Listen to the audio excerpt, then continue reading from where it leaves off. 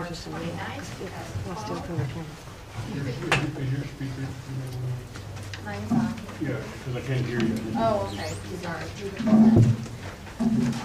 you. If everyone can join me in the Pledge of Allegiance, please. I pledge allegiance To the flag of the United States of America and to the republic for which it stands, one nation, under God, indivisible, with liberty and justice for all. Laura, will you call the roll, please? Commissioner Cardwell? Yes. Commissioner Powell? Present. Commissioner Cooper? Here. Commissioner Sterling? Here. And Commissioner Sheba? Present. All commissioners are present. Thank you. Okay, so I heard there was a meeting tonight. We will go ahead with item number 2.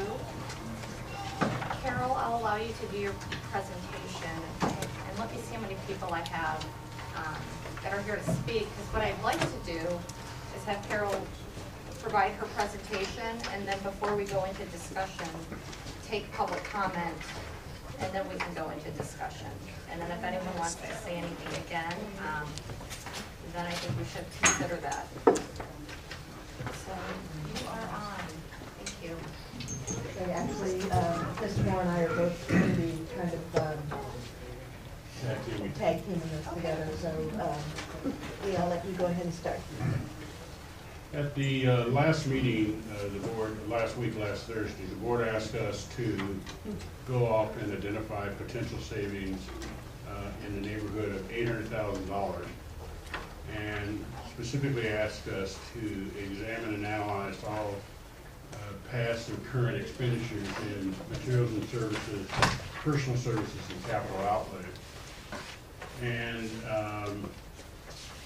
one of the things I'd like to talk about, there seemed to be some misunderstanding as to whether or not the board as well wanted us to look at $800,000 in the current operating year, in addition to the $800,000 in the coming operating year.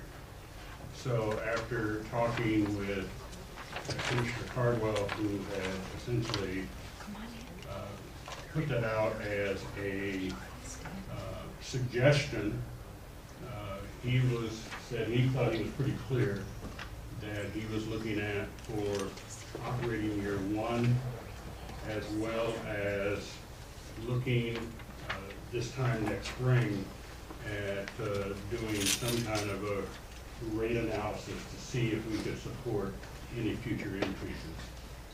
So based upon that, we sent 2 members of the board copies of the staff work, which would show us being able to meet the board's objective of $800,000.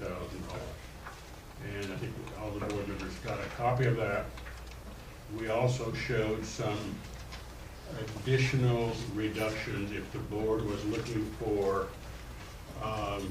some alternatives within the materials and services category in both capital outlay and personal services. I think the first thing that we probably should talk about is that the board asked us to go off and look at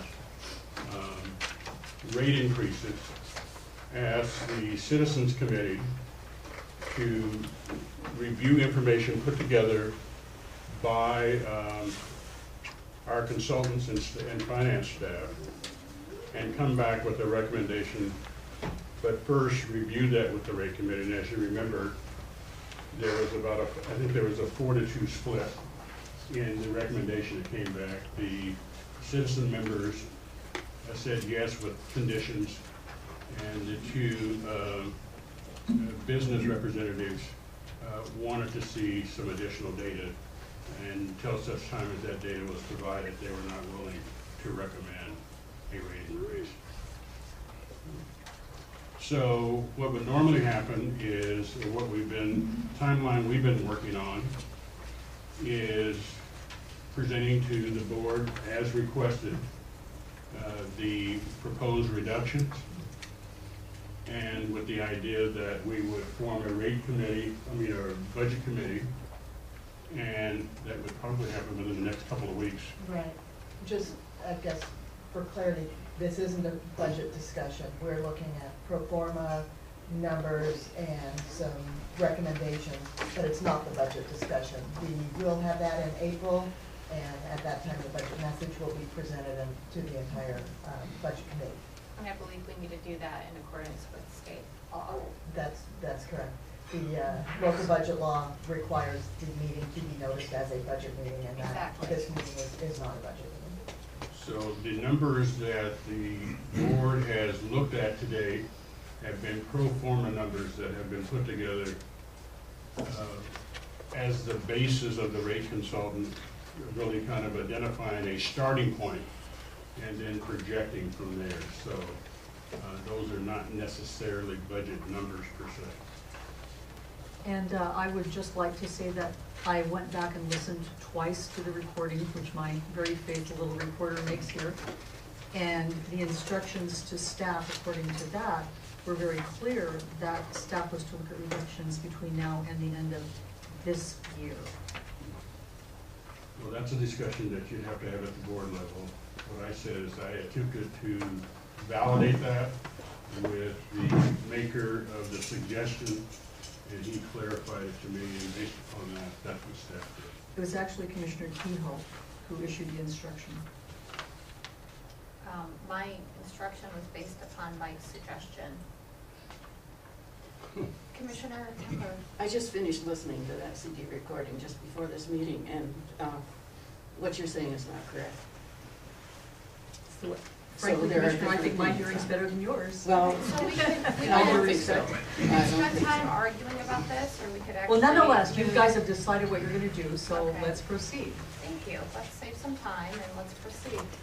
Now, Lee, I know that you looked at the upcoming fiscal year, but did you also take a look at the remainder of this fiscal year? Yes, we did, and Okay. we have some data that we had provided on that Okay. as well. Then everyone should be happy. That hasn't been provided, at least to me. Am I gonna see it for the first time now? We'll go over it in this meeting. So the materials and services category up above shows customer service equipment. As you can see, I don't probably need to read those, but those all sum up to a potential of $800,000 in reductions. Next slide. And so what we did is we looked at a couple of those, and under customer service, we're saying that because we're talking about $800,000, and that's quite a bit of money, one of the things we could see is that we would be in a more reactive posture in terms of providing our service. So we would actually be fixing actual leaks and not trying to anticipate where the leaks might be and do some preventative maintenance. Under the equipment area, we would defer the purchase and the maintenance of fundamental equipment, and as a result, we would only fix it if it broke. What's the definition, Mr. Moore, of fundamental equipment? Well, fundamental equipment is equipment that we need, and staff needs, in order to do their job. And what is that? That would be a truck, that might be a backhoe, that might be a trench digger, that might be, any amount of equipment that we have that we need to use in order to get the work done. Any of those fundamental equipment needs on the current budget? To the extent that they are not broken, what we typically do is I just simply asked you if any of them are on this current budget. the money to repair them is in the current budget. Thank you.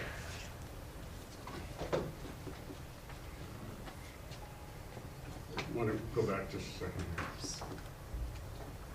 We talked about a reduction in maintenance, landscaping, and overall security. We would not be patrolling our reservoir sites in this scenario. We would only be looking at the water treatment main facility. We talked about a reduction in maintenance supplies, a reduction in complementary refreshments at board meetings. We would reduce training that is not directly related to certifications that our staff need in order to do their jobs. We would limit the amount of protective clothing that we would be purchasing in terms of beyond the basic things that are needed. And we would move... Excuse me? Commissioner Sterling, please let him go through the list, and then if we have questions, we'll go back and have everyone get involved in that discussion. And what we would do is that we would move services that we have up to this point contracted out. We would bring those in-house. Obviously, if we did that, that would impact staff and they would not be able to do the things that they're currently doing now because they would have to split their time between those two levels of activity. Okay, Mr. Sterling, you had a question? You talked about training. Does that include Ms. Bright stopping the administrative program that she's attending at college? Yeah. And is it going to stop such as Miss Com attending Oregon League of Cities seminars that are, how can you tie that together with technical? Are these the sort of things that are being cut? Or are you just simply addressing the union people that have come here this evening for effect? Mr. Sterling, that's an insulting comment. If you have a question, ask the question. I just asked it. But I don't asked several. accuse me of things that I didn't say. So the first thing is that the answer to your first question is yes. Ms. Bright will not be attending, not be asking CRW to pay for those classes. When you read through the ledger and you see League of Oregon Cities, that means that's the person who's providing the training, not the training itself. The League of Oregon City has long been a provider of training for public employees. In order to save money, we send our employees there because that cost is shared with other governmental entities, and the type of training that she's taking is IT technology classes and budgeting classes and the other thing that she needs in order to get a job. So that's a yes and a no. I answered the question. We looked at training really broadly, and one of the things we began to research was availability of webinars as opposed to going to a location, and those are often significantly less expensive. And things like UNCOM going back to the East Coast for Eden training.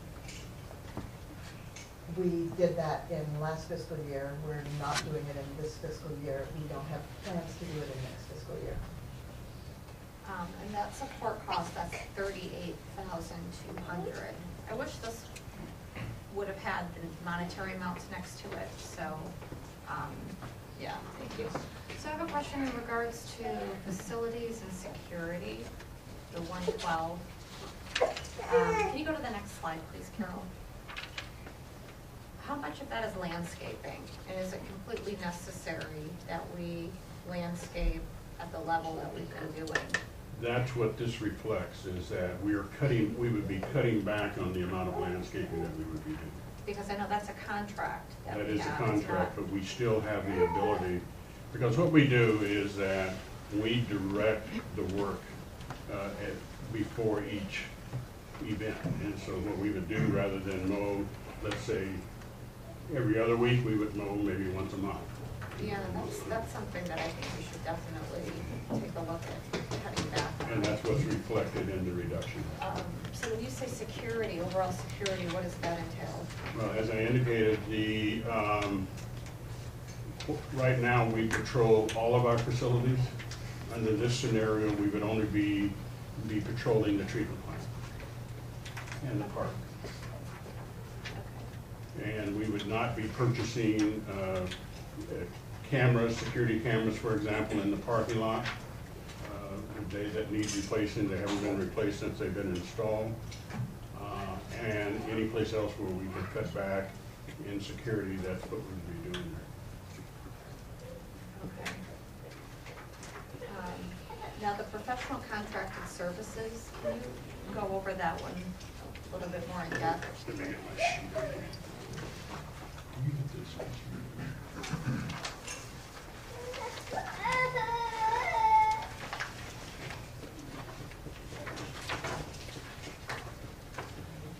Excuse me, can we get another chair? We have two chairs. We have ladies with babies standing up here. Yeah, it's, keeps them. Okay, I just wanted to make sure you had the option to sit down if. Keep them moving. What we had in that category. I'm just wondering like which contract? In this area here, do you have a listing of those?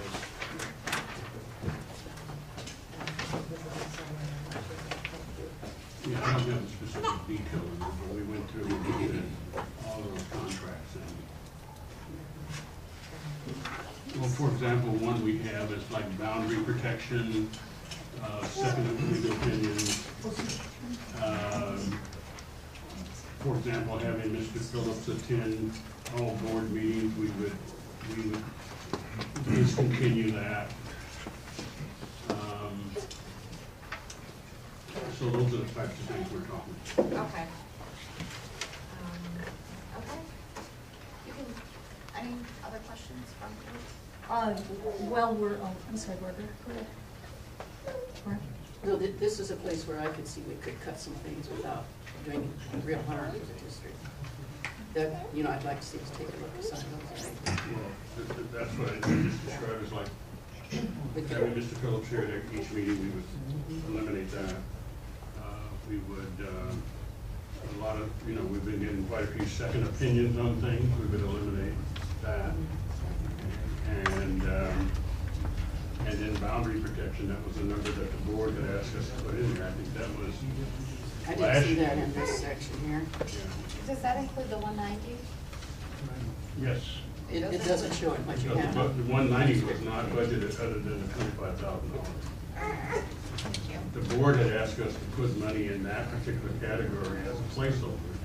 I believe it was dropped to about $200,000 this year. And the year before it was $300,000.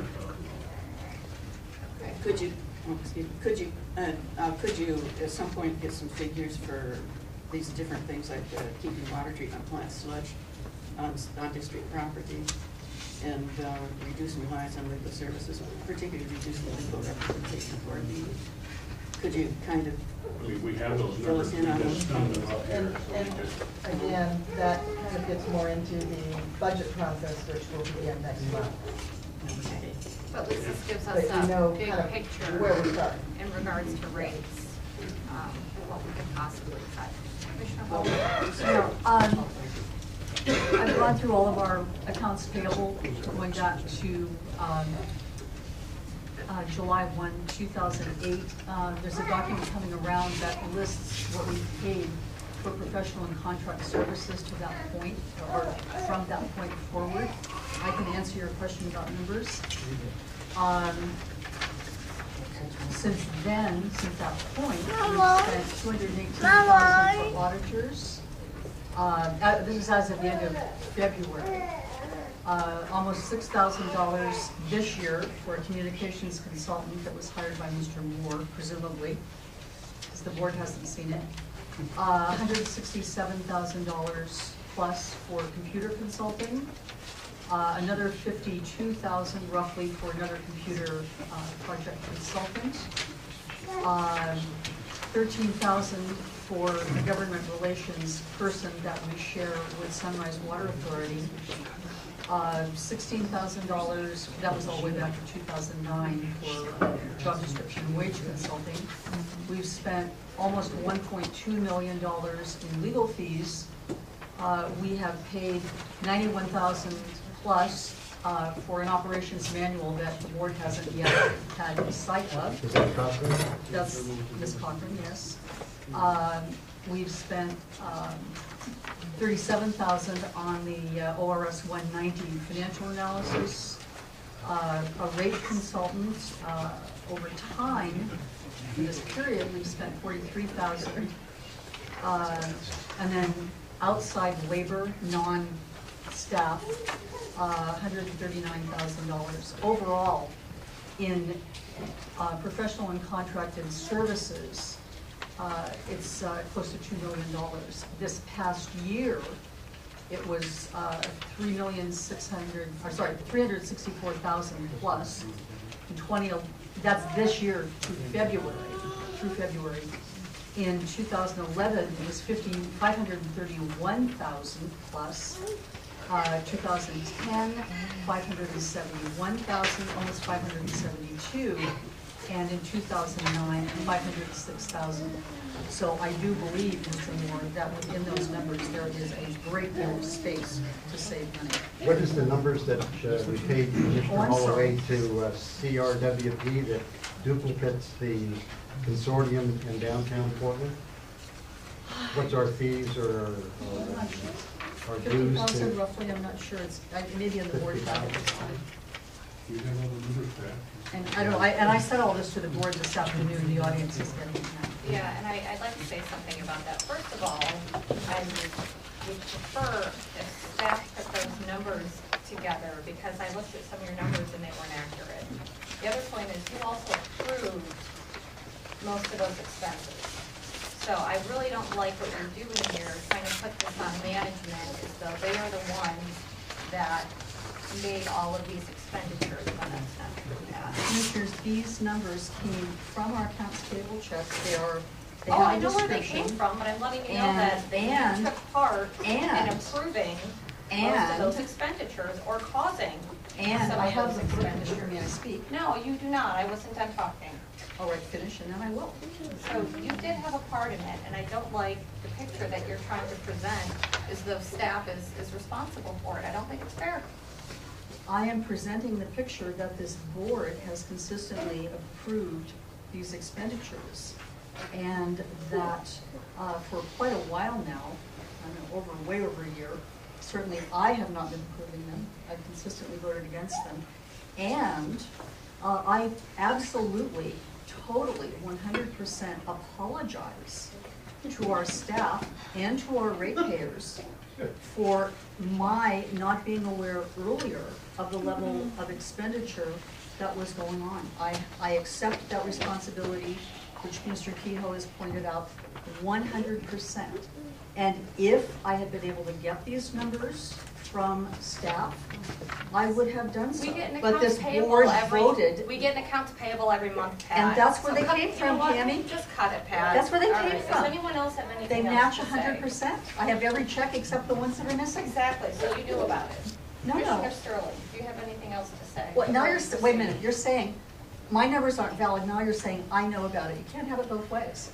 I didn't say your numbers were accurate, I said that you get the accounts payable every month. So Right, don't- and I put them in a Don't make spreadsheet, excuses and I as add them though all up, of a and sudden I you just sort them. found out about I'm it. not making excuses. I take my responsibility, Okay.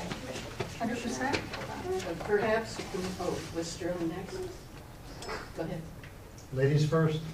No, you had your hand up first, that's what No, you were. I'll bow to your I seniority. refuse to accept that. Well, okay, so let's, please Okay, I proceed. guess I'm good now. Commissioner Holloway, since you're passing judgment on other people, I hope you will also accept responsibility for the high cost of our audit this year, because all of your charges were dismissed. Commissioner, all I did was announce the numbers that came out of accounts payable, and you guys No. are making a big deal. The numbers are Good. what the numbers are. That's right, and the high cost of I'm that not, audit was I'm not given laying you. responsibility anywhere except at the board. It's ours. Commissioner Sterling? The sad part about this evening is that the working folks have only chosen to come to this meeting. You haven't chose to stop by at any of the other meetings well, I've been here since July. I haven't seen any of these people with green shirts on. If you folks had taken the opportunity to come, you would have seen month after month after month the attempt to reconcile where the money is going and the lack of information forthcoming to determine where it is. And because the information wasn't brought forward to the board in a proper financial manner, here we are sitting here with just about zero in the checking account, trying to figure out how much we're going to have increases on our ratepayers. Our ratepayers are going to have to end up and pay for the sins of the previous board. Because in our administrative handbook, it states right here, board policy is that the board, that's all the previous boards, should have been doing their assigned work each and every year, determining how much of a rate increase there should be so that there would have been the proper amount of funds available. So you folks can be at home at dinner, not worrying about anything. So, you know, you point your fingers at whoever you want to, but it's in black and white, and the previous boards have neglected to do their duty. It's just that easy.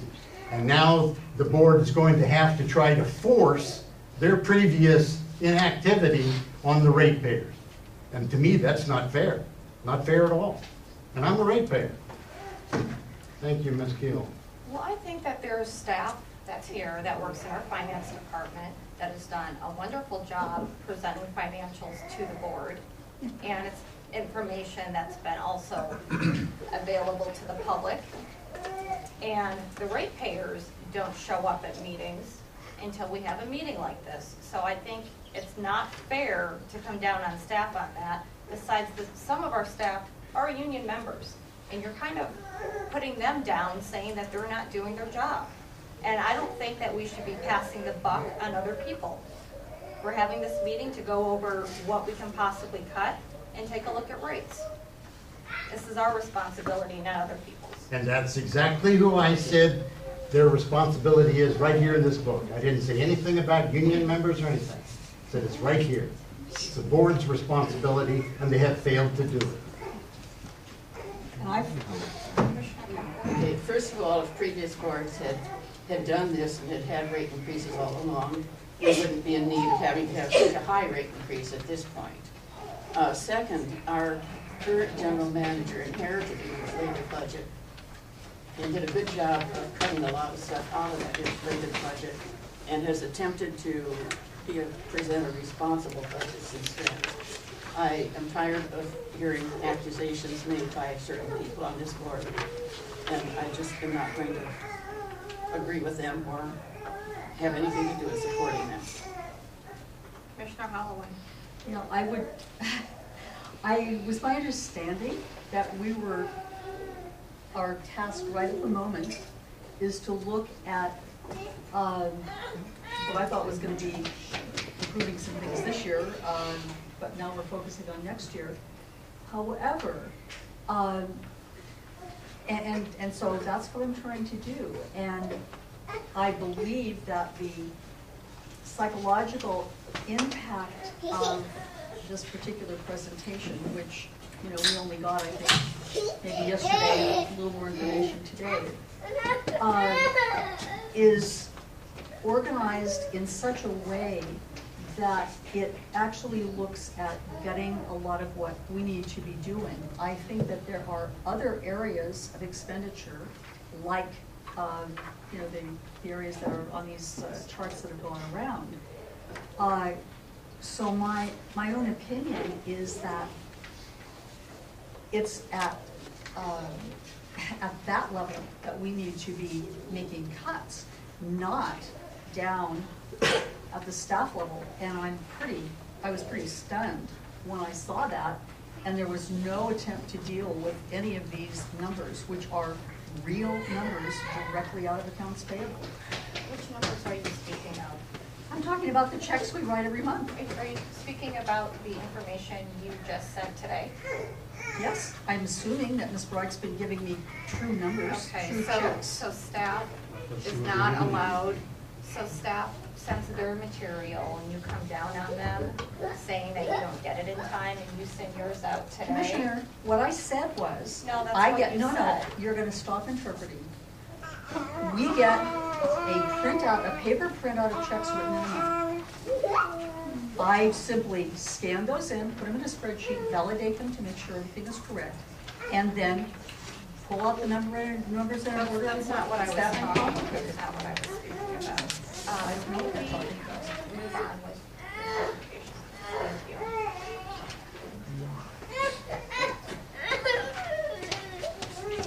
What we have is that this is, you had asked for the 800,000, we've shown you the 800,000. The 800,000 does not include any employees, it doesn't include any staff cuts. It merely responds to materials and supplies. The next slides that we're going to show you, this is capital outlay. It's $232,000 that we said that if the board decided that it did not want to take the full amount out of the materials and supplies, and that's what I thought the board was asking us to look at, then there's an opportunity to identify another $232,000 out of capital outlay. Next slide. And what this is equipment improvements. This is deferred valve maintenance equipment, trailer reduction in filter coal inventory, deferral of safety and security improvements, deferral of meter replacement programming. What we would do is that we would repair or replace meters as they became broken or defective to be deducted on an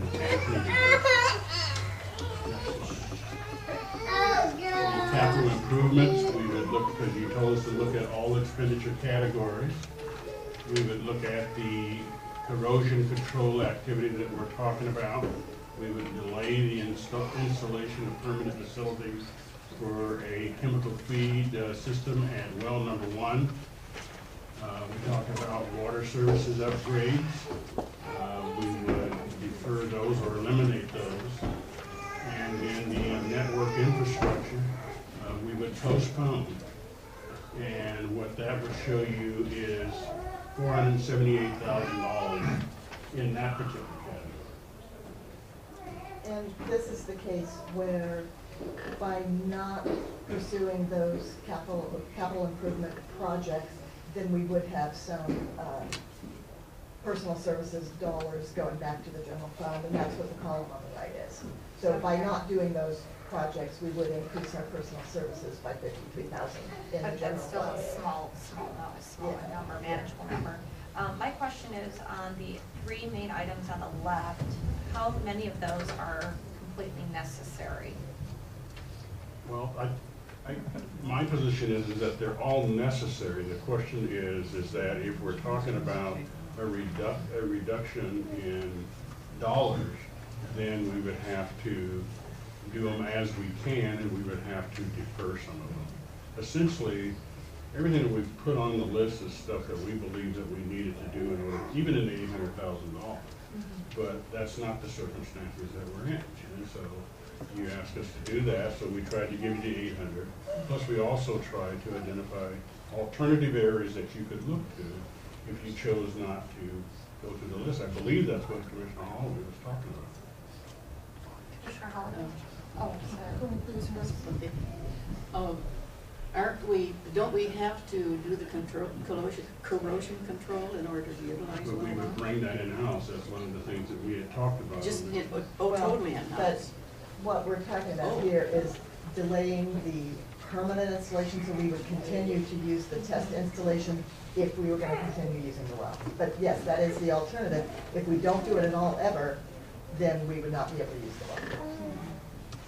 Commissioner, did that answer your question? Yes. Thank you. Commissioner Holloway? Yeah.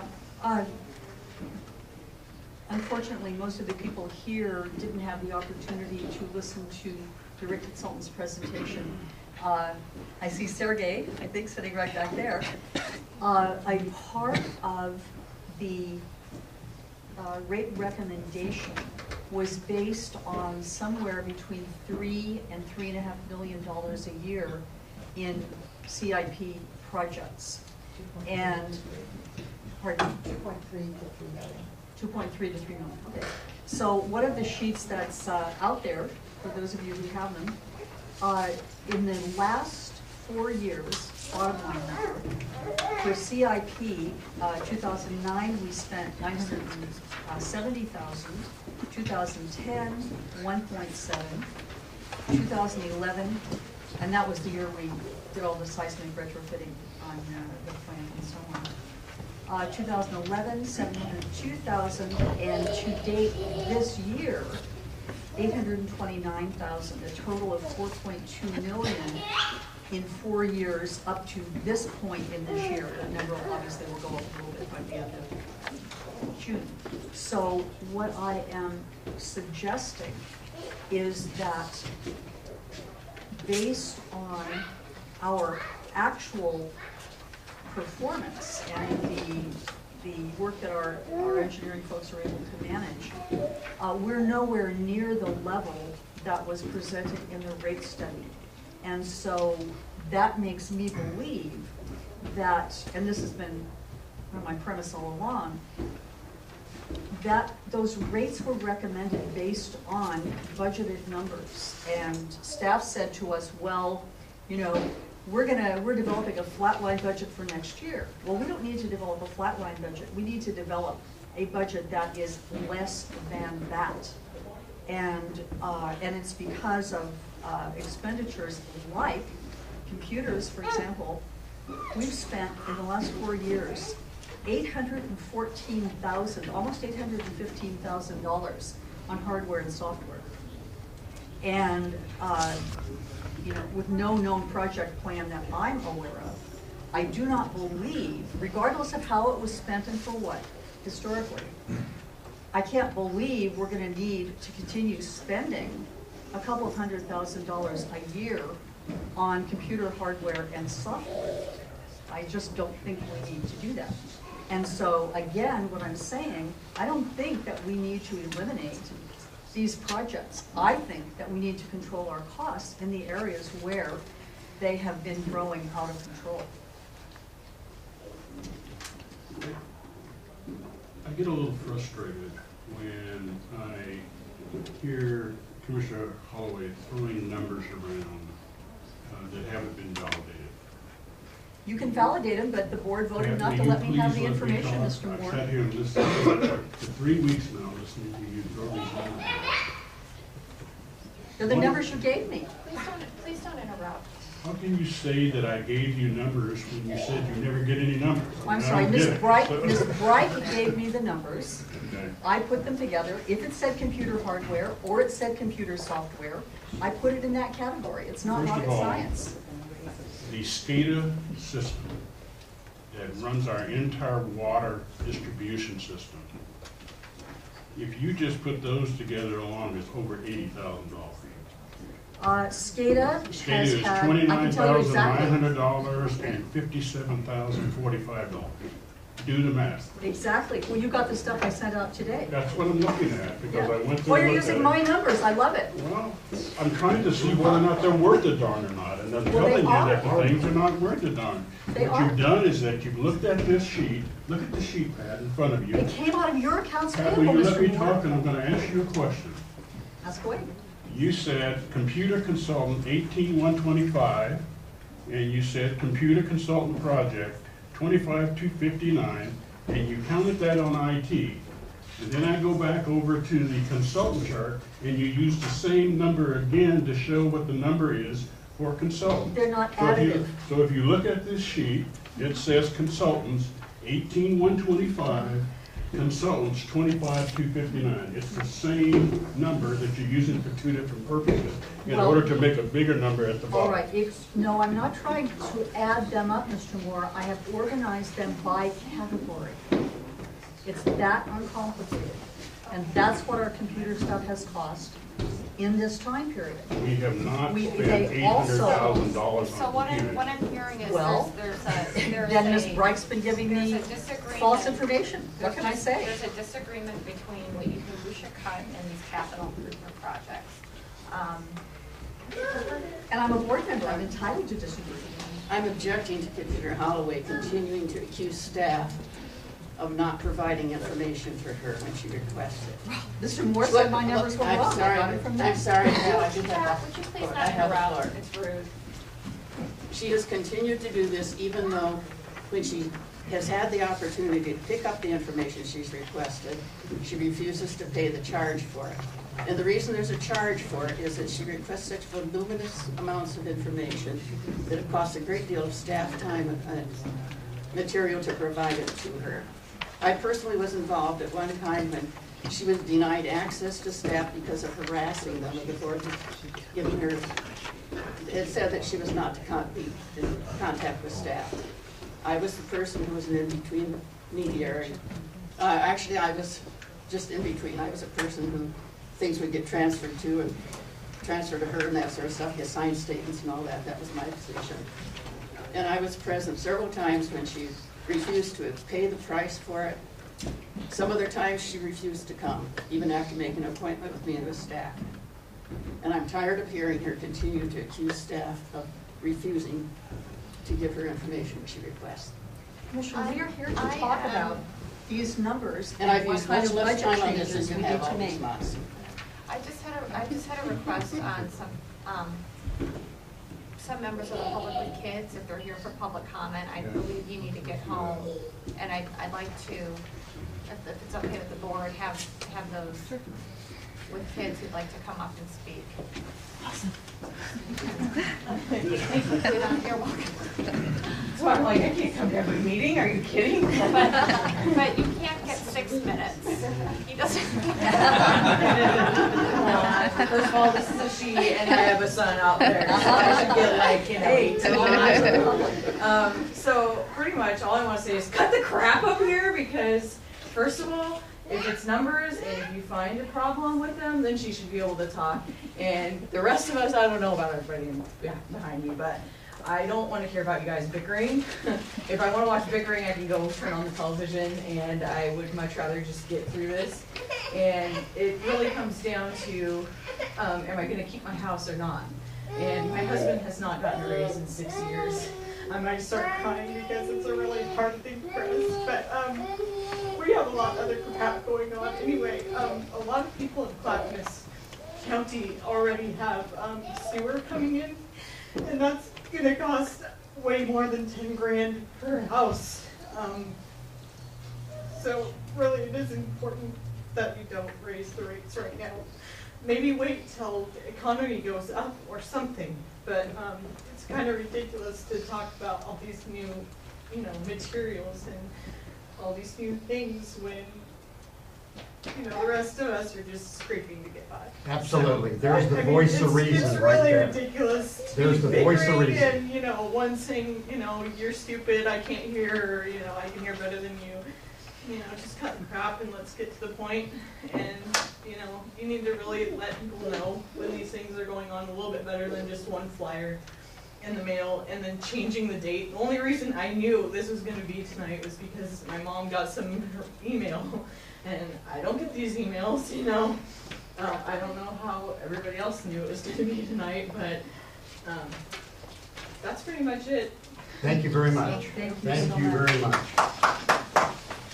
Absolutely. Thank you for letting us cut in. It was those with kids. Pardon me? It was those with kids. Did you? Yes. I was letting the women with the Oh, kids so oh. they could leave. Okay, But we're well, not done I with the brought her. presentation. Oh, that's okay. I mean, Are you whatever. Go ahead. Are you Sue? Yeah, I'm your Missy Tapp. No, you were here last year, is that right? Yes. Okay, no, weren't you the one who said that you didn't know Commissioner Holloway? I don't know. Okay, because I have your email address and I have you on one of I mine. requested being on the email from the last meeting. No, I have a personal email from Commissioner Holloway with your email address on it from it was like 3 years ago. What is I that don't got know. to do It with that? started when I requested getting the information. No, this didn't have anything to do Oh, with I don't this, know. it was. I don't know. okay. I'm just gonna say briefly, and then I'll leave too. Been looking for work for a year and a half. I talked to another man in Winco today who's been out of work too. He's not another older person. I've been in my home on Holcomb Boulevard for seems like 42 years. And it now has a big water leak, which I can't afford to fix. So I'm being billed $142 right now for 2 months. I noticed that in IKEA's thing, they're lowering prices. They say this year's is $249 for this dresser, last year was $279. You know what? Some people understand what kind of pressure people are under. I mean, last year we were talking about how many foreclosures there were. My kids are in the upside down home. It's 800 square feet with 2 kids. And they're never gonna, it's now valued at barely $100,000, and they paid a lot more for it. People are suffering, and if there's any way, and now union people, they make a darn good wage. I'd love to have a union job. I have had Yeah, at this age, it's really difficult. I get all these, appreciate your wonderful resume, but no, not you. And so I'm just saying, be real with this stuff. And this doesn't really explain a lot. So, you know, water we have plentiful here. So all you're talking about is the services, the extra services, and the pipes, the actual supplies, that kind of thing. I understand that too. But be reasonable. Even union people, be reasonable. A lot of people don't have jobs at all. I am single. I'm trying to keep my home. I have enough to think about paying taxes next year. So I just ask you to be reasonable and think that we are only a picture, tip of the iceberg. Let me offer you an inside track on the job. Yes. If you can work nights, go contact the manager of the Winco number 9 store up here on 82nd Street. Right. I was just there. They're going to be contracting the cleaning of the store out to private firms. So if you touch base with her, she'll put you in line to see about getting a job there. Do 'Cause I they're go going- online or do I go? Well, do you if have you're a- shopping at Winco, just stop and ask. That's your Okay. best deal. You know, Okay. in person's the best thing. And thank you for allowing us, and thank you for the work that you do here. I know it's tedious to do this stuff too, so thank you. Carol, how many more slides? We can stop at any time we want, yeah, we were just trying to Wait. respond to what you asked us. Okay, well, no, you can keep going. So here's the information on these particular titles, how we would deal with this. Like the water service upgrades, instead of doing a routine selection of upgrades to do in the year, we would only fix things that broke. Okay, and then again, what we were trying to do as we look through this is lessen the impact on staff. And so the dollars that we've just shown you is focused at the materials and services, capital improvement, and capital outlay. There's something you sent us, Carol sent us, that was gonna lay off 3 staff. Well, that, I haven't finished the slides, Mr. I did identify, you asked me, you and Mr. Sterling asked me to identify positions, and so what we did is identify 3 positions. I think that was $240,000 on one of the slides that you looked at. We'll get there. We'll get there. What do you mean we asked you to identify positions? That's what you did, like you said, you just didn't want to look at materials and services, you wanted to look at staff cuts too, What are you referring to, Mr. Moore? the last meeting. I think that was, the board said, in fact, Ms. Keto said, we have to look at everything. So I would be wary of You and or Mr. Sterling said, look at labor as well. attributions. I didn't use the word labor. I complimented our union staff for turning the valves and remaining loyal. Well, they're here now, so I guess you changed. Good, absolutely. I have a question for you.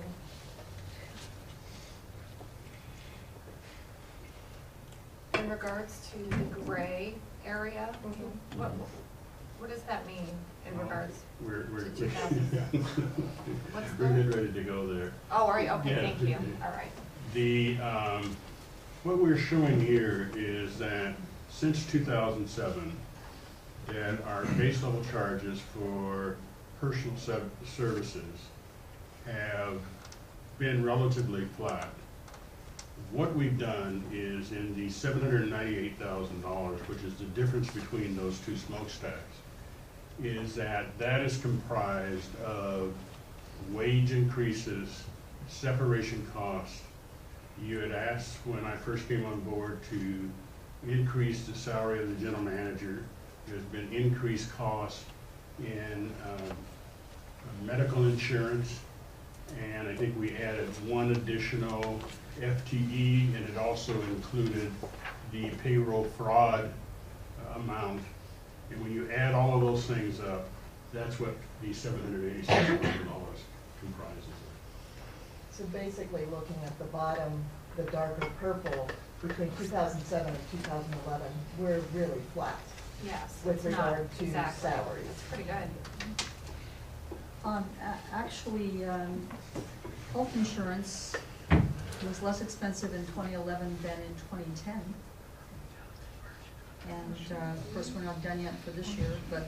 Well, we had a little bit of information about health insurance, so we'll get to that in just a minute. Well, with the exception of that very expensive long-term disability. Well, the long-term disability that you keep touting about is, and you say that it's for the management staff only, that number's wrong. There's another number, Commissioner Holloway, that's wrong. It's flat out wrong.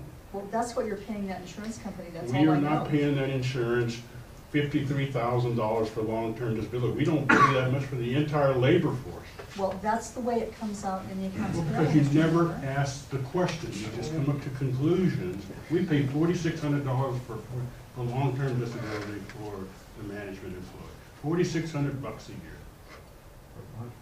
Well, whatever this is, it used to cost a whole lot less. It doubled. It includes the dental insurance. Yeah, well, you always had dental, then you Well, had an the dental LTD changed. for, and that was never run by the board, so I don't know, Ms. Well, Wright. I can explain this to you. The dental was changed from one vendor to another as an effort to reduce cost. And when we pay that payment to Principal Financial, that's for the dental and the long-term disability, and I believe life insurance. For all, life insurance for all staff, dental for all staff, and long-term disability for the management staff. Okay, so my point has been all along that long-term disability for the management staff, and I don't know who else, I assume it's all unrepresented staff, we didn't know about it, and that is a cost that was never discussed with the board. And so it's absolutely a kind of cost that can go away. What we have done, back in 2009, when we got our rates, the district does work with the management and represented staff work together. We have a benefits committee that meets every year and looks at the proposed rates. So in 2009, when we looked at what our continuing rates would be if we just left everything the same, it was a significant increase. And we looked at alternatives. So we made some changes to the insurance that the staff receives, and we increased their deductible so that the premiums would be less. So the bottom line, the darker line, when it gets up to 2011, that shows the trajectory of our medical insurance premiums. The top line shows what it would have been had we kept everything the same, had we not changed our deductible and our co-pays and all of that stuff. So every employee of the district works together. Like I said, we have a benefits committee, and we meet every year and look at the proposals and talk about how we can handle the increased costs. And as everyone knows, medical costs all over the country are going up, far exceeding the consumer price index. I mean, the medical costs are still going crazy. I have a question for you. How are we doing in comparison to other governmental agencies, like in regards to healthcare and PERS? Well, we're probably doing better than, I think we checked, what, 14 or 15 different employers in the surrounding area. We're the only ones with a 6% pickup. Our employees have worked with us from day one, and the Labor Management Committee is another area where our employees contribute to their health benefits. So that's part of what's reflected in that different change in line there. Is that, and the employees, as you know, this time around went to a different type of annual salary adjustment, again, to help us hold costs. So the employees have stepped up to the plate. Typically throughout the state of Oregon, most employers do pay the employee 6% share of PERS. That's why they call it a pickup, because the employer takes care of it. In our case, the employer pays the employer share, which is mandated, and the employees have the employee share, the 6% deducted from their gross pay. Commissioner Holloway? That's with the exception of Mr. Moore, where CRW pays, picks up Negotiated his, contract. That's because I negotiated a contract with the board. Yeah, no, I- If you I- don't no, no, like I- it, then you no, should kick it Carol, out. I'm not saying I didn't. I'm just saying Carol made a statement that was not completely correct, and I'm correcting it. So, but the change that was made there was in the fiscal 2008 year. No, Right. 2008, we held steady, we did exactly what we had done in 2007, that was the increase that took place. Okay, When we so, moved to 2009, then that was the increase that we would have seen, was the purple dot on the top. And we said, that is too much to bear, and in working with the employees, agreed to Okay. reduce the coverage. okay, so so the question I need to get answered. So 2009, employees started making a larger contribution? The employee contribution changed, actually, I believe, in 2007. Employees used to pay a flat fee, and it changed to 8%, and the employees contribute 8% towards the cost of their insurance. And most other districts, a few of them, most other cities, districts, whatever, a few of them are starting to have employee contributions, but many of them that I know of are still at like the 2.5% to 5%. But in terms of looking at our costs, that bottom line is where it is, that relationship of the employees making contribution has not changed. You're only saying the top line represents something that would have happened had we not had the agreement with our represented employees that we've had since 2007? No. The top What are you line saying? is what would have happened if we left the coverage the same. In 2009, we increased the annual deductible. We had $200 per person to a maximum of $600 per family. We changed that to $500 per person, Okay, so $1,500 you- per family. You did We make, increased the copay. okay, So That- we that's made fine, that's fine. changes to the coverage. yeah, that's what I wanted to understand, Yeah. thank you.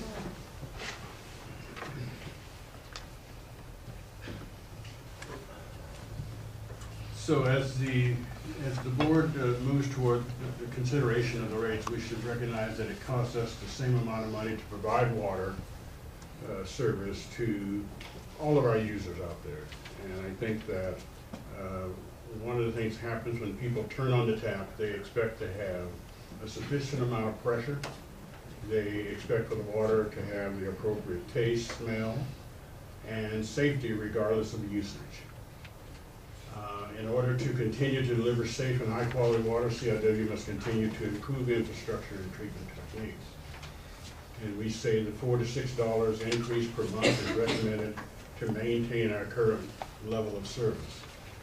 I might also add, as we talk about our costs, as we indicated before, this is the only rate increase that CRW has implemented in a 10-year period. Except for in 2008 when it was 8.6%. But over a 10-year period of time, to have only raised our rates once at 8.6%, I don't know of any other utility that's ever done that. Was that to even out the north and south? or No, what that was- happened in 2007, but Okay. that was revenue neutral adjustment. That was a revenue neutral adjustment, and then, okay, thank you. Commissioner Howard? Yeah. Whether we have increased our rates or not is irrelevant. All that's relevant to this discussion is what are our expenses and what is our revenue. The idea that we should raise rates because we haven't done it for 10 years is totally irrelevant. Well, Commissioner Holloway, that is not what I said, that's what you're hearing. Okay, what What did I'm you saying say? is that I don't know of anybody that over a 10-year period of time, with the kinds of costs that have happened in all sectors around us, that haven't had to tighten their belt. And I guess what I'm suggesting to you, we've been in flat in personal services, as we've indicated to you. We've taken steps internally. The PERS number alone, over the period of time that we're talking about, is almost $700,000 in costs and opportunity that we don't have, that the ratepayers of CRW did not have to pay. So I guess the message, my message is that I think that we're doing a really good job of holding costs down. You asked us to go off and look at the 800,000 in reduction. We have presented that to you with 2 or 3 different caveats. If you added up the 800,000 with the caveats, it's about $1.6 million. Well, it's just, my message is simply, nothing matters except our expenses and our revenue and what we're doing to hold down expenses. I mean, that's really all that we're talking about here. Well, and we've shown you where we've held down expenses. Okay, is this the last slide? Or did everyone take a look at it? Because I'd like to take some public comment soon. Yeah, I think it's time. Well, you Did can we go ahead and go discuss through. that? Yeah. I don't think we did. This one is just saying that the delay is what has gotten us to the point where we will need to use significant amounts of rate stabilization funds at the end of this year. Had we done a rate increase in October, our total revenues for the year would have been about $1.2 million more, and therefore we would not have had to use any rate stabilization money. Wait, say that again? If we had done a rate increase Oh, okay. in October, then that would have impacted our revenue. And you can see the revenue number going down for every billing cycle that rate increase is delayed. Well, you know, and I didn't want to do it then because I was adamant that we have a rate committee, Mhm. have it formed, take a look at future expenses, have that consultant come in so we could get as much public participation as Mhm. possible before this board made a decision.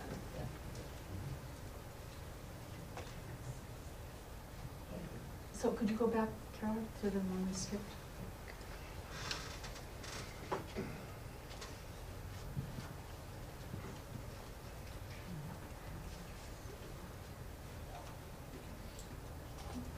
There was someone, no, yeah, there you go.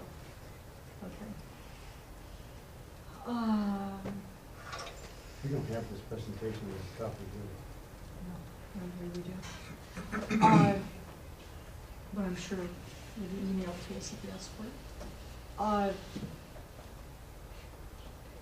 Yeah, as the rate consultants explained to us in the last meeting, basically this year we don't have enough money to cover our expenses at the rate we are expending money, and we're not going to match the, or meet the requirements of our bond covenants, which require that we have a certain ratio between income and expense. We will meet those with rate stabilization funds. Well, but if we do, that will drain it and we'll have zero No. reserve. No, we would have use 500. There is about $1 million, and we should have 500,000. Yeah. But you said even with the 28% rate increase, we still would have to, for that calculation purpose, pull back over $1 million from next year's revenue. From rate stabilization, not from revenue. Well, rate stabilization comes out of revenue. No, rate stabilization was put in there 10 years ago and has just stayed there as a reserve. But we will need to move it this year to meet the debt covenants. Yes, but Money you're does moving not next go year's in rate there. stabilization fund, Will which has be not yet lower. been funded, and draw it back to this year to meet the requirements for this year. Right? That's what we did last You year. lost me. But yes. This, I think, would be an excellent time for public comments. I did put this up for discussion, and what this is showing is the 14.5% increase. And so we have the existing rates, and then we have 14.5% over the next 2 years, so those next two columns. Just real quick, with the 14.5%, with eliminating 800,000, was that everything that was provided for us on that one sheet that we would cut, or would that be maybe part of it, and then some of those other projects like the CIP? Those would be discussions that we could have, and 'Cause again, those were that's kind separate, of, right? that's kind of budget Yeah, no, committee no, stuff. yeah, I know, but I will just want to be- make sure that I have my information correct, so when I, So we identified 800,000 in cuts for materials and services. We have additional dollars that we could find in CIP and capital outlay. And that would just preserve cash. And relative to CIP though, that does nothing to protect our ability to meet our bond covenants. That's correct. It simply preserves cash. so public comment, I can do that now, is that right? Okay. So I'm going to take a few ratepayers first, if that's okay. Warren Mitchell, We'll wait till the end. I'm sorry? I said I'll wait till I signed up for number 11. I have you down, you're not speaking on this item? No, it's the public comment number 11, agenda item number 11. Okay, so you're not speaking on this item? Is Right. that right? Okay. David Blair?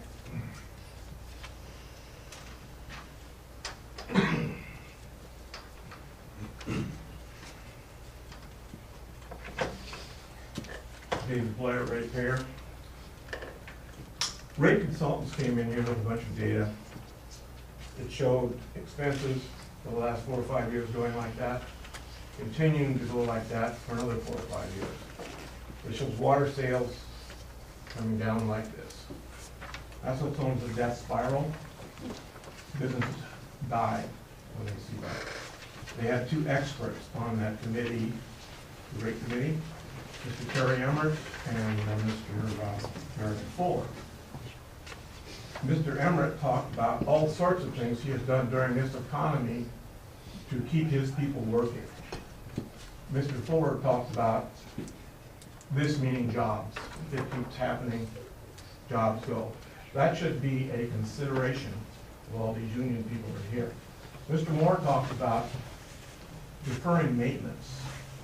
Well, if you defer maintenance, you don't need as many people to do that. But he also talked about bringing back into the organization work that you're contracting out. So if you've got a computer consultant, I doubt that he's going to be able to send that work over to operations. What you're looking at here in the long term are jobs. They get the spending in this organization under control, or jobs are gone. It's that simple. And you should be very, very, very concerned about that. Any questions? I have a question. So are you against the rate increase, or are you? I have no idea what the rate increase could be, because the numbers are all over the place. Your 2 industry experts said that in the rate committee. They said, you're not giving us numbers that mean anything. Mr. Fuller pointed out that you're putting on high-level employees, but he doesn't know what's going on. You're trying to charge Mr. Holloway just to see what the salary structure is in this organization. And whatever you say, this board requires a vote to let any commissioner see any of the data that's financial.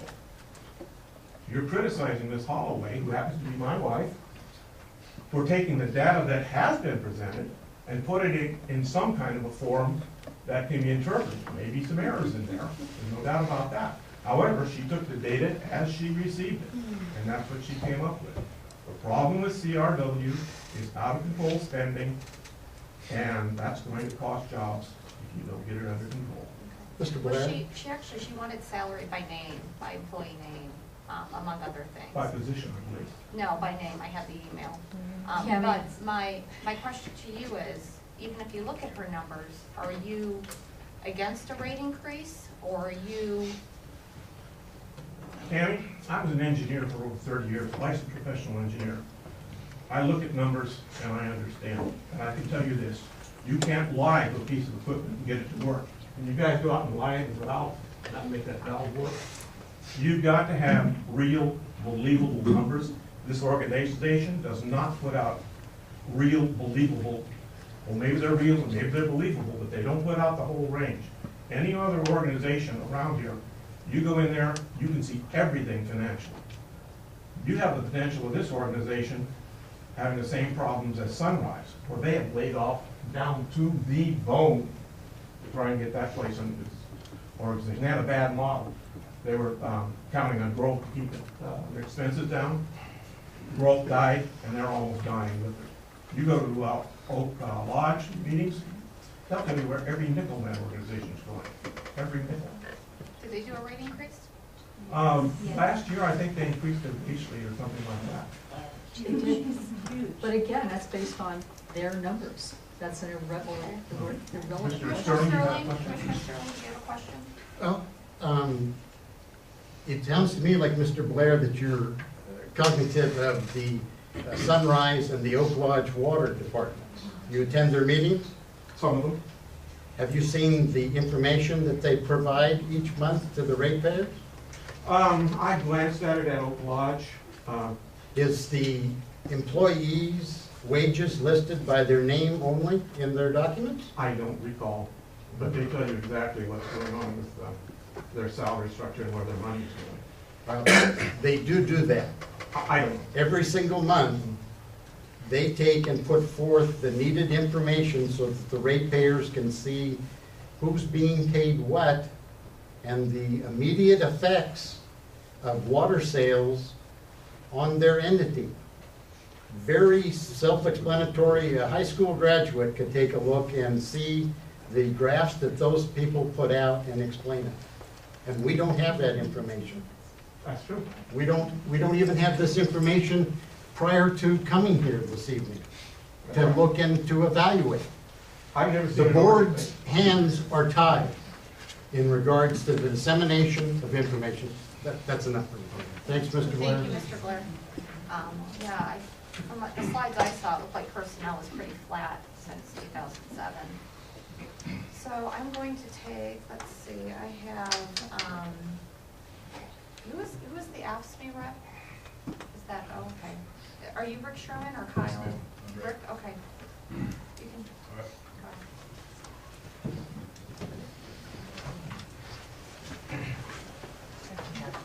All three of us, second. Oh, yes, okay. Absolutely. President Kehoe and members of the board. My name is Rick Sherman. I'm here tonight speaking on behalf of the members of AFSCME Local 350. We take great pride in the work we do and the services we provide the public. We play an essential role in ensuring that CRW's core mission is met, to provide high-quality, safe drinking water to our customers at rates consistent with responsible planning for the long-term health of our district. We are here tonight because we are very concerned with the budget cuts that the board is contemplating and the impact this will have on the quality of services we provide.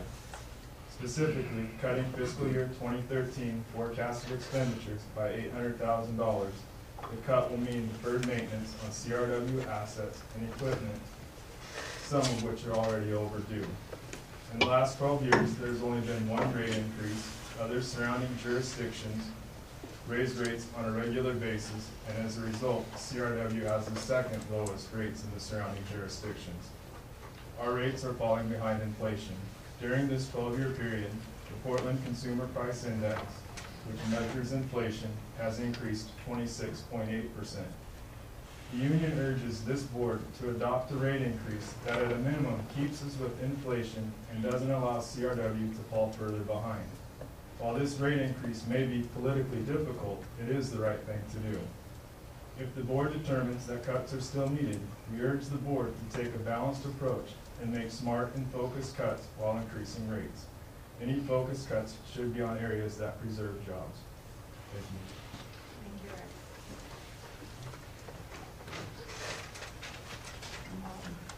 Oh, We have, Rick, do I'm we sorry. have a copy of that letter? Yes. While you're here. And then I have, Excuse me, Kenny, I I have another, just wanted to address something to Mr. Sherman. I don't know what our rate structure should be. That's what I'm trying to figure out. And we've had a certain amount of information we were able to obtain from the rate consultants that we weren't able to obtain otherwise. It is entirely possible, it's even likely, that we need to increase rates. However, we also have the responsibility as an organization to hold down the costs that can be held down. And what I personally am seeking is that balance. And that's why I literally have had to spend weeks putting stuff, into Excel so I could produce this information that you've all seen tonight. And what it says to me so far, having looked at the recommendations from staff, is that there are other places to go to reduce those costs, not where they've generally been suggested. And I only got this, just briefly, so I haven't had a chance to really analyze it. But I do believe, based on the information that I very painfully pulled together, that the base budget numbers for the coming year are based on history. History says that we have spent far too much money in certain areas with no, other than the CIP projects, which Mr. George and his department are, really good at tracking and reporting on, and they're wonderful. If we got that kind of information on the other projects, like the computer projects and so on, I'd be a very happy member. So, believe me, from my perspective, I'm not opposed to rate increase, but I am opposed to doing anything until we really know what we're doing. And in my view, right now, we don't. So thank you for listening to me. Did you pass this out last week? Uh, You handed this to me. Oh, only a few people have seen it. This was the With chart. Mr. Fuller. that- Absolutely. Okay, it's the chart that Mr. Fuller And you of mentioned, Precision Cast Parts. I understand it, you passed it out to me, and you told me that our personnel costs were way above our revenue income. I didn't say that. That's not No, what this says. you did, and that's what this graph shows. Tammy, look at the chart. I am didn't looking tell at- you I am anything. looking at the chart, and Well, there are three I'm- charts. One deals with personal services, one with materials and services. and the one blue, with capital the outlay. blue is the water revenue, Mhm. and these are personnel costs. Okay, just one second, may I see that? I'll give it Oh, back, I promise. absolutely. Okay. This is a comparison of personnel cost with CCFs. And what it's showing is that our personnel cost per CCF has risen significantly. And so it's the nexus, I'm sorry you can't see it from there, but this is the personnel cost line, which, has been creeping up. This is the, these are CCFs, and this is the personnel, I'm sorry, this is personnel, this is CCF, and this is the cost of personnel per CCF. And so that's what he was explaining to us, that in all of these scenarios, our cost per production unit is going way, way up. It's nowhere near flat. That's what it showed. Okay, and I heard a different story today, but. Board President Kehoe, He was working with I'm numbers sorry, we gave you're him. interrupting. Well, I'm just telling Okay, you, you're interrupting. there were our numbers, I'm sorry. my name is Stacy Chamberlain. I'm the council representative for AFSCME, which represents these fine members that showed up tonight. Personnel costs do go up. It's expected that wages are adjusted for inflation. That keeps them up instead of going backwards. And so, we hope that costs go up, because otherwise what that means is that the membership is taking the burden of any type of cut or reduction. The union has worked with management over the last years to keep costs down, to work with them on our health insurance, work with them on creative wage increases so they wouldn't fall behind, but it wouldn't have the financial impact that a simple COLA might have on the budget. So we want to thank management for working with us on that. I think they've done a really good job, and the members are happy that they've been working with us on that. Thank you.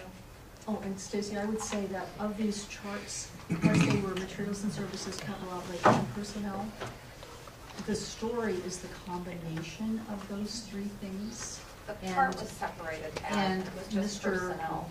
Fuller, who took information provided by Ms. Bright and prepared these charts, was making, and he is, by the way, the National Utility Manager for Precision Cast Parts. And so he deals with this stuff all day, every day, and all over the United States. And so what he was trying to demonstrate to CRW is that our overall cost per CCF is soaring. And whether the reductions are made in materials and services, in capital outlay, that's for us to figure out, and hope that's a part of the budget process. But that's what those charts were demonstrating. And he and Terry Emmert of Emmert International were on the rate committee. Each organization wrote a letter that was distributed at the last meeting. And each of them said that they had not been provided with enough information to make an assessment about the rate structure. Now, these guys are not amateurs. And, you know, I'm just a person, I just have a BA, but, you know, I'm not trained like they are. I don't run big businesses. But that was their assessment. And again, what the rate should be has to be properly determined, and to do that, you have to have enough information. And they did not find that there was enough information, and they stated that very strongly. Commissioner Kevin. I agree with Commissioner Holloway that those graphs show the same thing. They're, you know, it's just a matter of numbers. And the two people who prepared those graphs, while they've been referred to as experts, are experts in their own fields, but not in provision of utilities or water. I doubt very much that as the units of water are produced go down, that the need for staff also goes down. I think there's a basic level of staff that's required to run the plant and to handle the care of the transmission lines and all these things, which is a base level. And I think that probably, you know, if you start producing so much water you have to run 24 hours a day, then your staff go up, right?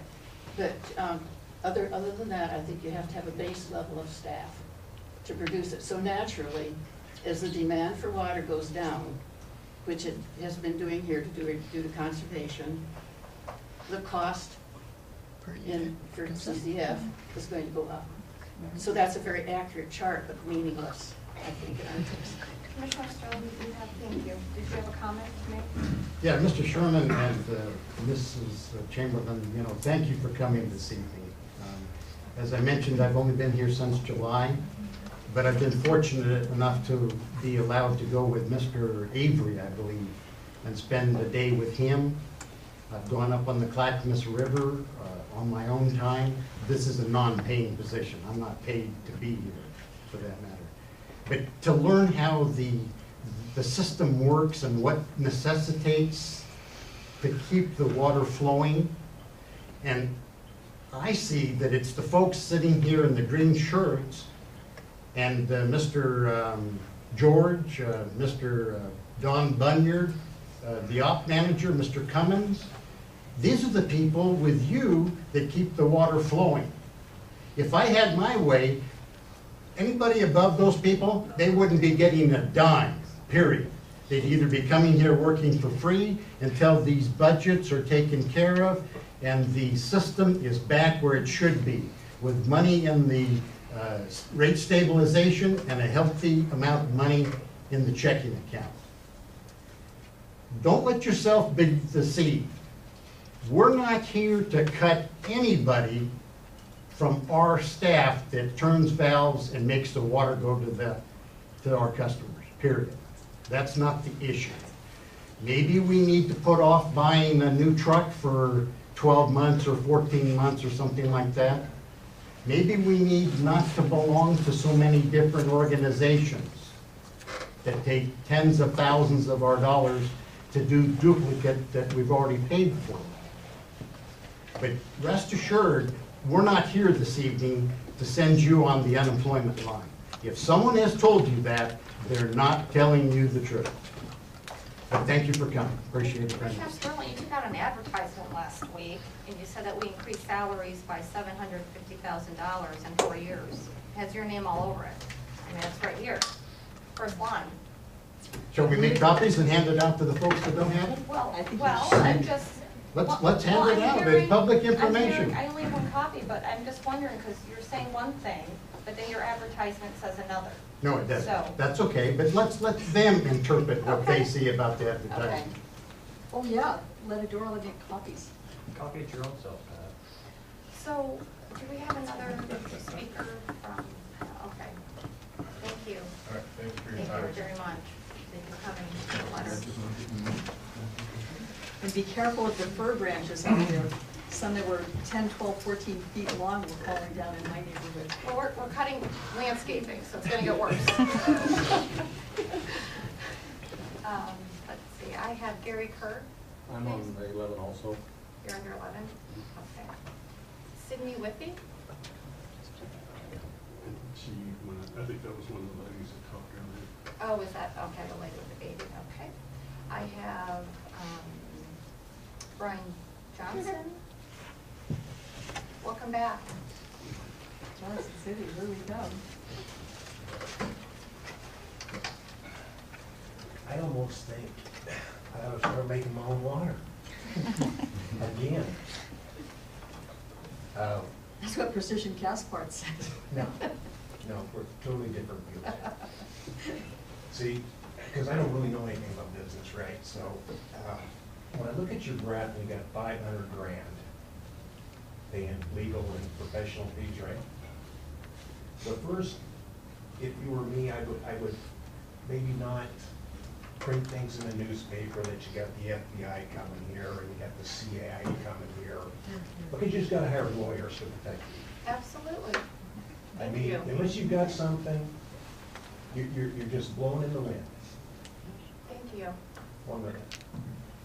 Well, So Precision Cast Parts is a business that makes big money for big government jobs. There's a big difference between him. If he doesn't get a contract on his F-17 engine part, he can lay off people because he doesn't have to make his men. You guys have got to take water from point A to point B, whether the guy in the middle doesn't pay you or not. Right? But you make it sound like Precision is telling you how to run a business. You're totally two different businesses. He's a business that makes money that is supplied by what the people need, like the government. No one else is going to make those parts. Unless you're going to go out there and turn on the water to Gladstone and sell it you rate cheaper, this is just a whole bunch of crap. Well, I'm talking. I have watched this board, different people get elected to this board over the years. And it's the same crap. I've seen the managers get fired, the controllers get fired, because someone always comes in here. There's always some missing hole of millions of dollars. I've asked people that have worked here, like Larry Stevens. You know who Larry Stevens is? Board people were all pissed off because he's living in a trailer down at your park. So he's like the night watchman because he lived there. He took care of it. They thought he was making, so she had all this money. They came and saw me how much rent was. I said, you guys are getting a killer-ass deal. He empties your garbage down there on the weekends. He lives in a trailer house, and I got news for him. He went to work for the city of Portland, makes a lot of money. A lot of money. That's what I heard. Yeah. From taking crap from people that aren't part of it running this place. It's like I told you when I was here before, you got first-class people that work here, the women in the office, the guys in the field, want them out driving around piece of crap trucks and cut the cost. The bottom line is, you hire consultants, you pay them, I don't know, 140 grand, I don't know, what do you pay them? no, it was like, was it 40? 40 grand. I don't know where Carol went. I think it was. For the guys that were here last week, right? Yeah. 40 grand. And basically, you guys are attacking this survey dude like you don't know his numbers. Why do you hire people if you're just going to attack them? We didn't hire him. Yes, Well, we these, did. the board is, these guys obviously hired someone because if they gave you the numbers, you're not going to believe them. So they go out and get a professional to give you the numbers. The next thing is like someone that's just a dumb guy like me that owns the city, you throw millions of all these numbers on there. What makes a difference to me is, and why are you shaking your head? They're giving you too damn much information. The bottom line is only one person sells water for less than these guys, and that's Gladstone. And let me tell you, Gladstone's got some real problems because they never did anything. And they're going to be upside down big time with 10 miles of asbestos pipe and all this stuff. And when they redid Roots Road, The county wanted that water main fixed at Old Steel Lawn. You didn't have the money, and when these guys are talking about stuff that's gotta get taken care of, and you don't take care of it, the thing failed, you blew out my road 100 feet into my property, on my street, from your main failure. And so you can sit here and talk about the other boards and all this, didn't raise the rate and all this. Well, if you're talking, you should have raised it 5 cents this year and $2 this year, and you're still getting to this point that you're at $5, you're still at the same point. And if you send out 12,000 things to all your ratepayers, and you have 7 people, and truly, the ladies were up here, I totally feel sorry for them. But you were not the ones that created this. The guy in the big house back east is the one that's created this. You guys have got to try and solve the problem between people buying less water, and you have still got to do it. And these guys, all these guys, have got to go to school to keep up their rate. They got to have so many credit hours. And these guys send them to Clackamas Community, which is the cheapest place you could possibly go for those 3 or 4 days in that week. And they rotate these guys through here. If they didn't do that, I don't know where you'd send them. You're going to pay a whole lot more. You're talking about staff. No, I'm talking about these employees. Right, exactly. That turnabouts right. have got to go to these things to Right. keep up their credit hours. Exactly. The people that actually make the water go to the faucet. Yes, Absolutely. yes. But the bottom line to me is, hey, you gotta do what you gotta do. I don't want any, who wants the water to go up? So you're not able to tell us this evening, Mr. Johnson, how much of a rate increase you want the board to I place told you when I upon was here last time, I trust these people right here. Because obviously, if they're selling me water now, that's only one higher than the bottom person that's selling water, and those people, I don't know how they're doing it. Well, of course, they're gonna get in trouble, because they've let everything fall apart. So now, if I'm coming here and you're gonna be the highest one on that scale of all those cities that were here last week, then I might not be so happy. But until someone comes up with a number, but you obviously don't have a number, but every time I come here, it's you people just yelling at these people like they don't know damn squat. Can you tell us this evening what your number is, Mr. Johnson? Of what? How much you want your water rate to go up? Oh, I mean, like anybody. I won't want it to go up, but I'm a businessman. I have to understand these guys' health insurance goes up and everything else. Your gasoline has gone up to $4.50. I'm not saying I want you to hose the public.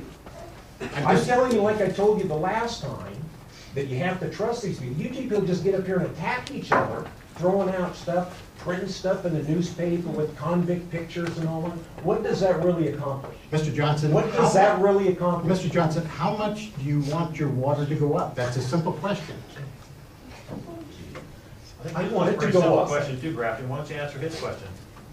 I would like, He's got the floor, Mr. Cardwell. Exactly. I'm not interested in talking about your conflict of interest this evening. Exactly. What's that crap accomplished, Grafton?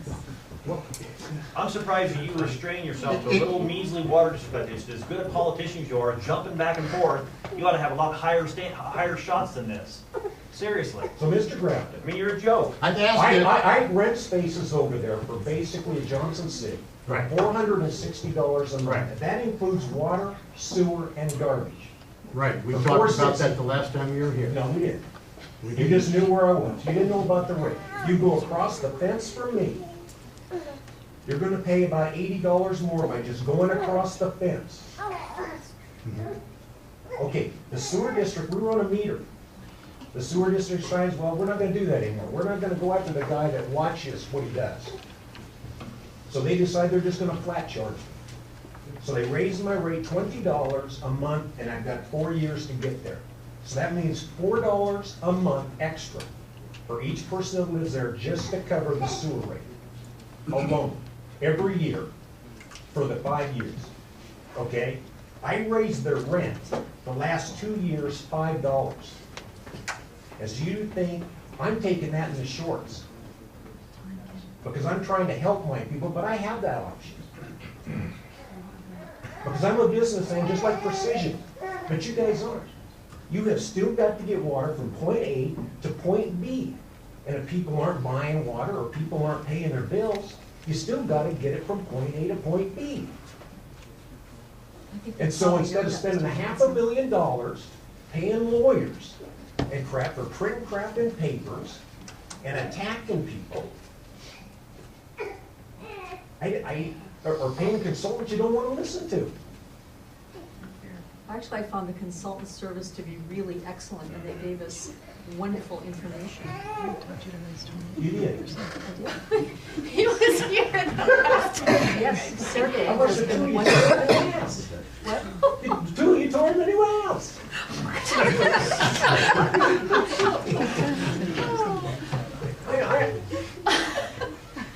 I asked the I question, got and this they way, the gave me people that answers. work here must be a glutton for punishment. No, board members are glutton for punishment sometimes, I do. But I'm telling you, I've seen the people, the board people come in here and go Okay. over the years and All think right. there's some big thing. We are here, we have to make a decision about rates. And I would only say, But all I hear Relative is the same to- thing. You're just, well- you're telling her she doesn't know, or he doesn't give you the numbers, or Carol? Carol doesn't give you the numbers? did you ever consider that I might be telling the truth? Okay, so, And I would point out relative to Mr. Fuller, that he manages Precision Castparts utility cost, all utilities, all over the country. So I do think that he has some expertise in the area. He has no expertise in water. He buys it all over the country, Mr. Johnson. He's in there to make his company money. That's right. He's in there to make his company big ass money. thank you, So? Mr. Johnson. Well, how much do you want your water rate to go up, Mr. Johnson, before you go? Whatever the consultant said. I don't think we've ever gotten to that because you people keep going after people's rear ends. If you get down to the bottom line, it's like when you asked him to come up with numbers to crunch, he came up with 800 grand to crunch off that number. That's what you asked him last week.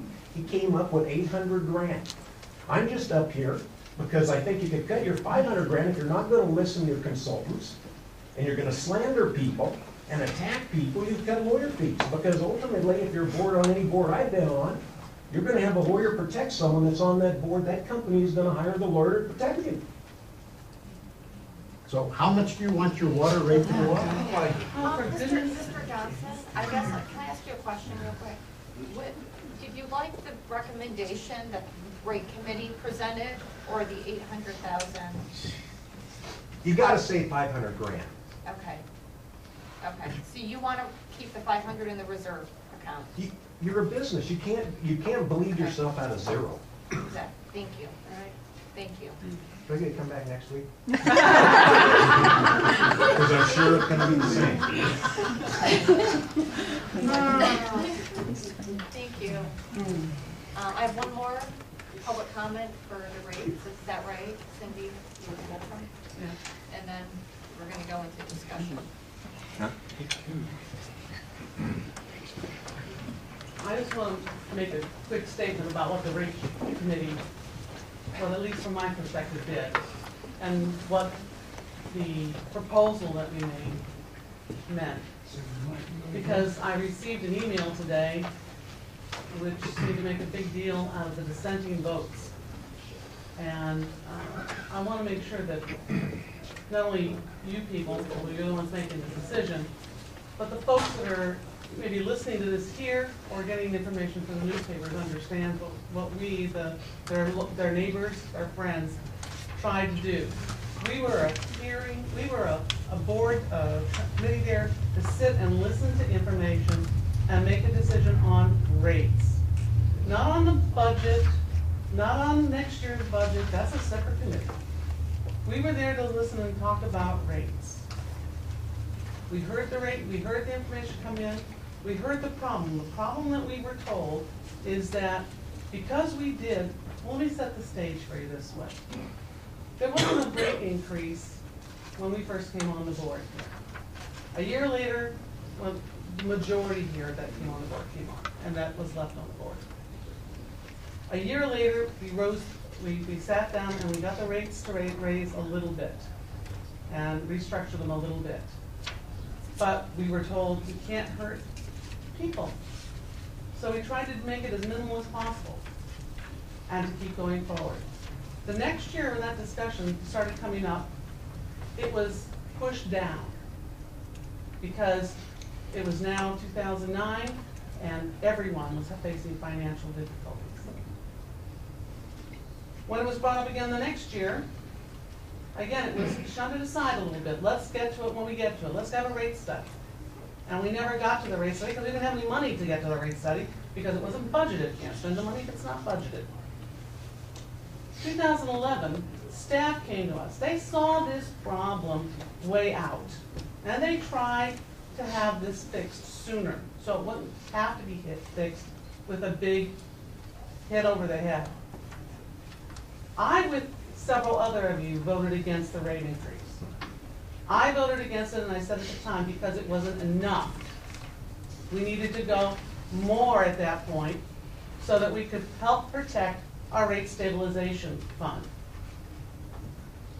It was 75 cents, I think, was the overall impact of that. Ms. Holloway and Mr. Sterling seem to like to throw around these percentages because percentages tend to hurt people a lot. If you take a look at the difference in the rate and the cost that this is addressing, it's like $6. The average person, well, I don't want to have to spend 2 gallons of milk to have a rate increase. $6 is fairly legitimate, especially when it hasn't been raised for so many years or evened out for so many others. But the people that came in here last year were very specific. And they said, use your funds. Why are you sitting on all that money? Use it. So this year, we finally started getting smart. And Cammie and y'all decided to put a rate committee together. Not a rate study committee, a rate committee. Get some people in, get their feedback, get a feeling. They put out announcements in the bills asking for people on the website. No one sent anything in. They send it again. A former board member, I submitted my name, other former board members submitted their names. We're ratepayers, we're here. And we came in to listen and to give our feelings and judgment on whether or not there was a problem, and there is. And is there a rate situation that can address the problem? We addressed what the ratepayers told us to do. We've used that rate stabilization fund to keep rates stable, not to do anything with them. For the 3 years of economic disruption in this country, and in this community especially. Well, our rate stabilization, or as I would say in my family, our emergency fund, is gone. Or not gone completely, but if we take it out and do away with it without a rise in rates, it'll be gone when we need it. So take a look at your stuff. If you have to cut something out, take a look at what you need to cut out. But don't cut out the stuff that we need to have. We sincerely sent forward the base plan to re-protect this district and make it strong again. Mr. Sterling says, oh, we gotta build this strong, blah, blah, blah. You know what? It was built strong before. No matter how much you wanna malign passports and look for boogeymen, every single citizen that came in here did their utmost to make sure that this was a strong board, a strong water district. And they all gave their very best to do so.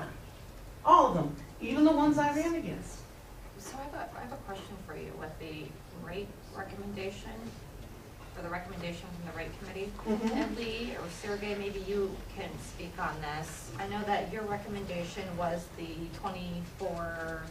28% The first year. for the first year. And that was the $6. Well, up to 2 years, correct? No, last year was 20%. 20%, 12. but. 12, was it 12? Yeah. I thought the 28 and one a we half. came up with was 20. 28 and a half and then Something like 12. that. 7.5, or 7. Well, the one we were discussing was 20%, so. But along with that, you, and I believe Gary Kerr also spoke to this, you wanted to do a full rate study.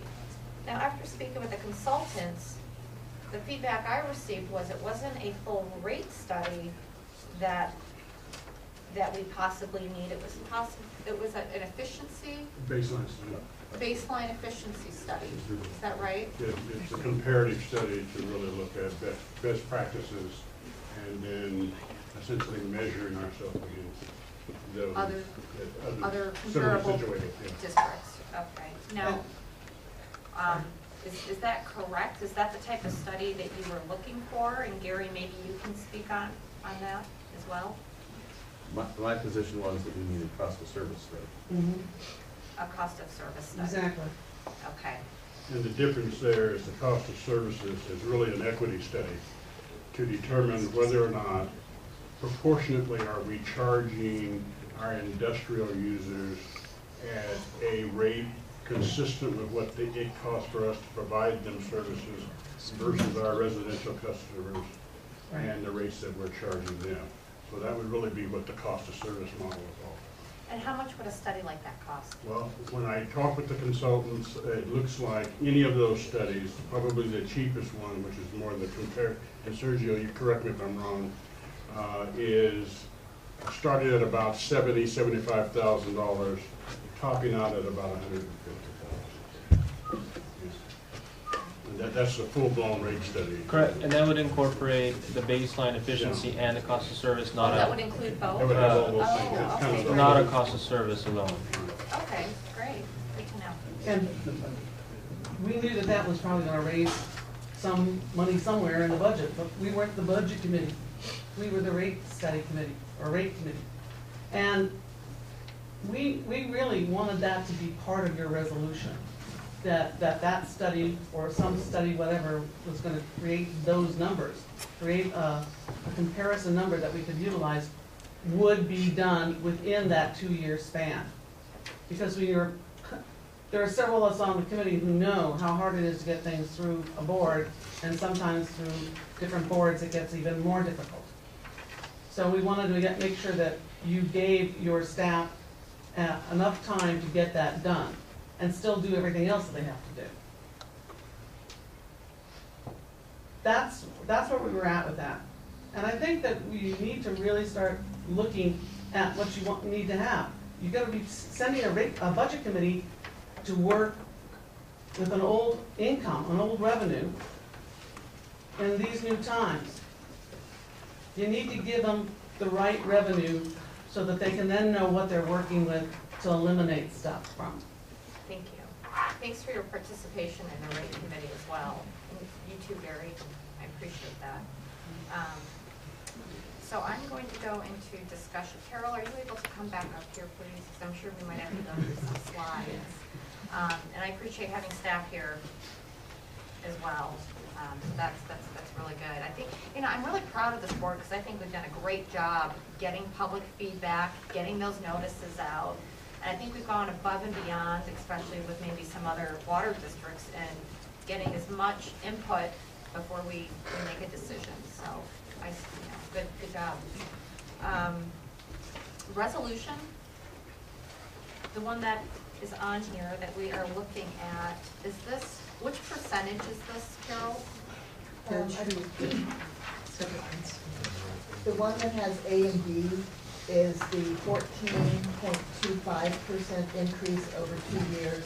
The one that has C, D, E, F, and G is the 28.5%, 12%, 7.25% for 3 years. Okay, and that is the one that was, and that's based one scenario, the one that the rate committee recommended? Yes. Do any of these resolutions, I just want to make sure, do they include the rate study in them? It is not worded. It's not appropriate for this. I just want clarification. Yeah, it's not worded in. I have read it, I want to make sure that everyone is informed and that we're all on the same page. I'm sorry, Karen?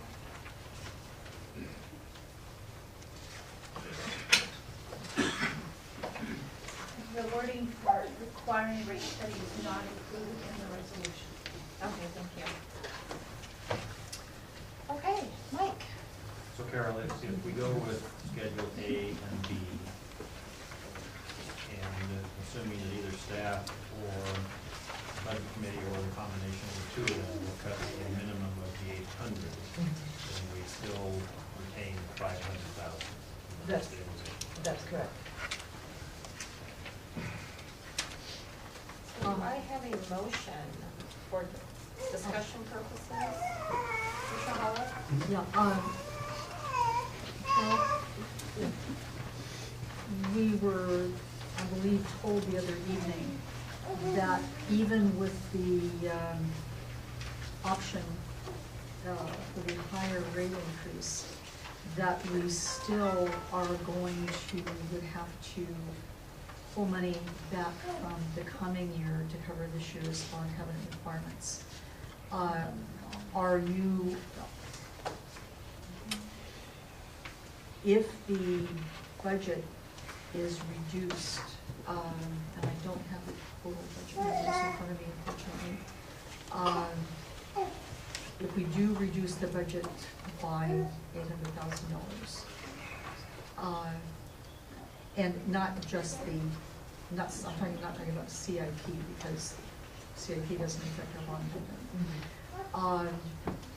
What position do these two alternatives leave us in?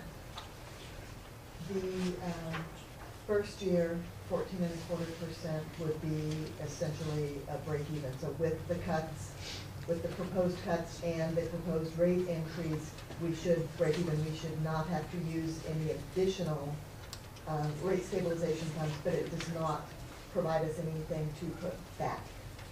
So would that still leave us with $500,000 in the rate stabilization fund, or would we be, how much of what is there now would we be using? We've only allocated 600 and something for this year, and I know you're advocating using more than that already.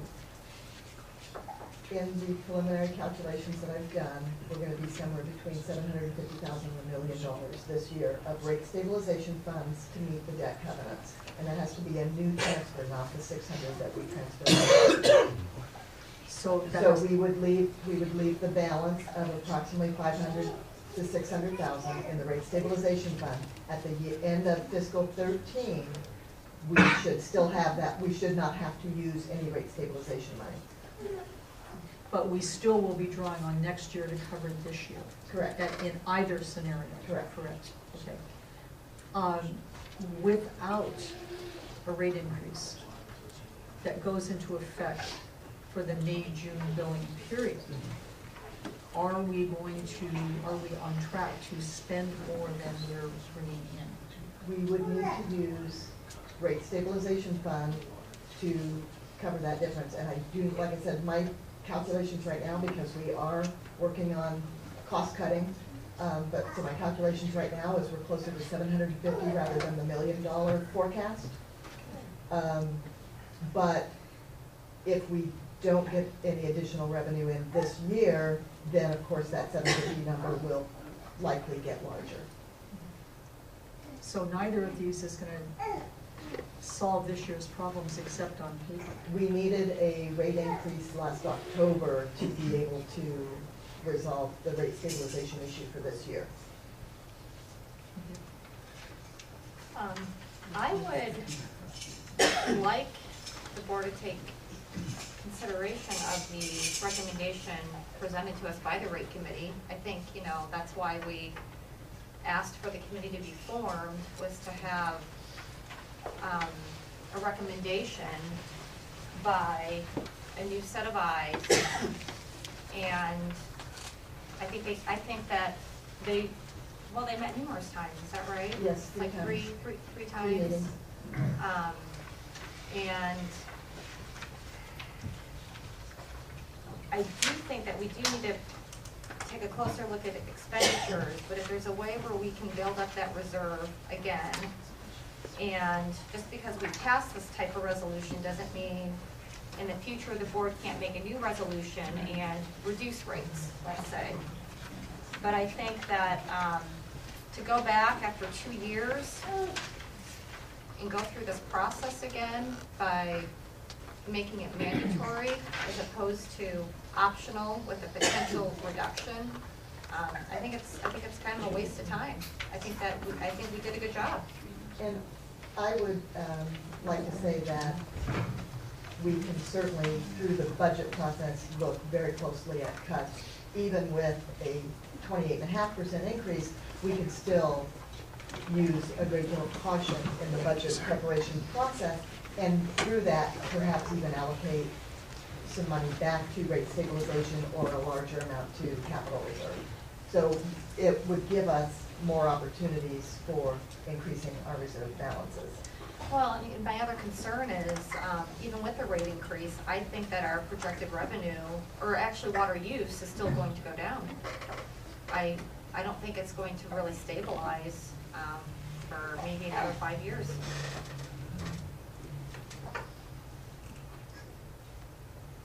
Do I have a motion from any commissioners? I have a motion, but I want to be sure that I get to add the rate committee recommendation to it about study. Okay.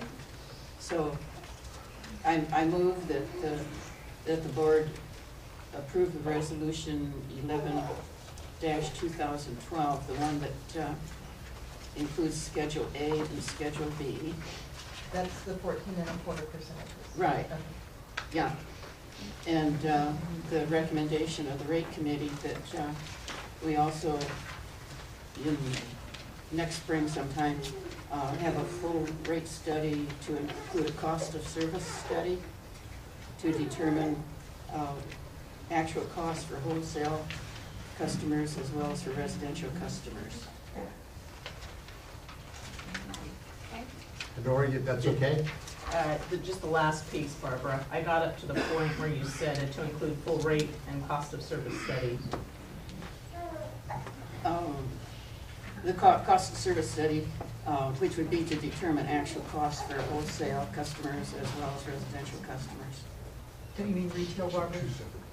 Barbara, don't you mean retail, not just residential and wholesale? Oh, retail, right. Thank you, Pat. You're welcome. Retail customers. And that's the A and B, A and B. right? Mhm. 14.25. Yes, that's what it's. Dora, you have it now, okay?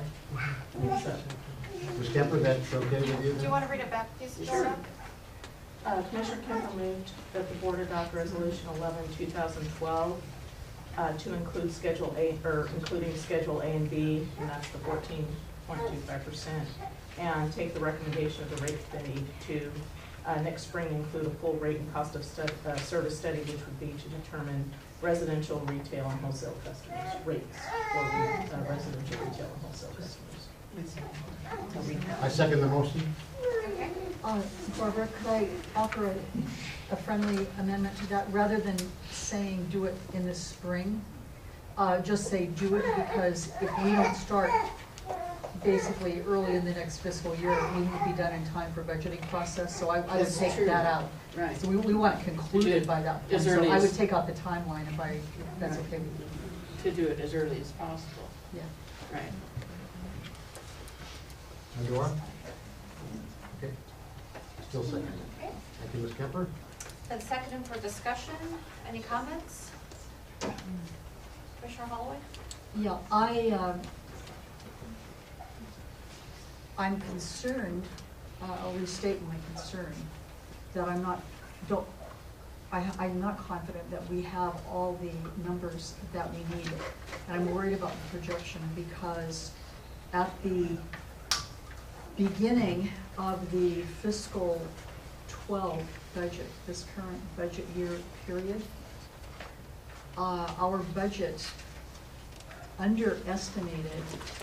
overestimated the amount of money in our reserve funds, in our various funds, including the general fund, overall by $2.6 million and change. We overestimated the amount in the general fund by 1.2 million.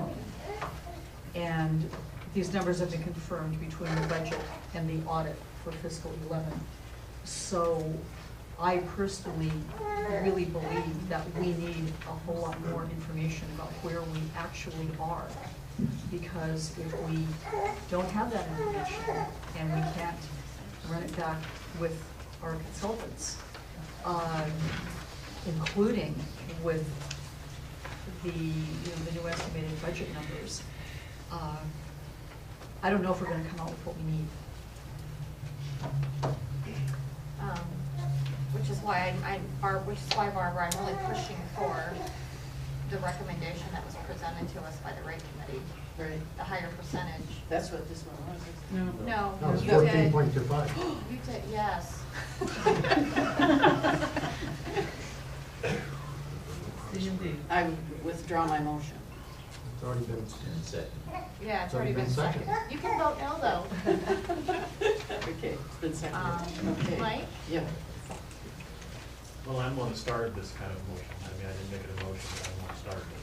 It was good. And I actually, with what staff has done, I think there are some areas that I think need to be looked at. I think there's some areas that need to be cut. I'm inclined to be in favor of the current motion that is on the floor, simply because I don't think that the 28%, I heard you correctly, Carol, does anything. If we first did the 28% versus 14.25, doesn't change what we end up with after the first year in our rate stabilization fund. Still gonna end up with the same number. Through the budget process, we could say, we want this 28.5%, or the 28.5% has been approved, but we still want you to cut significantly from the budget. That's through the budget process. And should that happen, if we cut expenditures, we will have larger end balances that could be reinstated, again, through the budget process to rate stabilization or just a capital reserve. So it could increase reserve balances. But you still have to deal with the bonding scenario. Yeah, so this year, We'll be okay this year, but we won't be Yeah. okay the following. this year, no So, matter what. With the 14. No, we'll be, I'm sorry. No, Pat, please don't. Yeah. So with the 14.5, the second year, we'd be in trouble with our bonds then too, unless we cut substantially more, or? We would have to keep a completely flat budget again, which, we could work to that, but it would not allow us any additional funding. It wouldn't allow us to do those financial policy things that the FCS group talked about, increasing the amount that we put aside for future capital, and perhaps replenishing the rate stabilization fund. Okay, I understand that. Yeah. I'm in hopes that with the cost of service study that we're going to do, that is going to show rather quickly, what we actually need in the second year, and if that needs to be adjusted, then it'll be adjusted. I'm still inclined to support the current motion that's on the floor because of what I've seen, and some areas that I think that can be cut, some areas that can be brought back in the house, and I just think it's a good idea.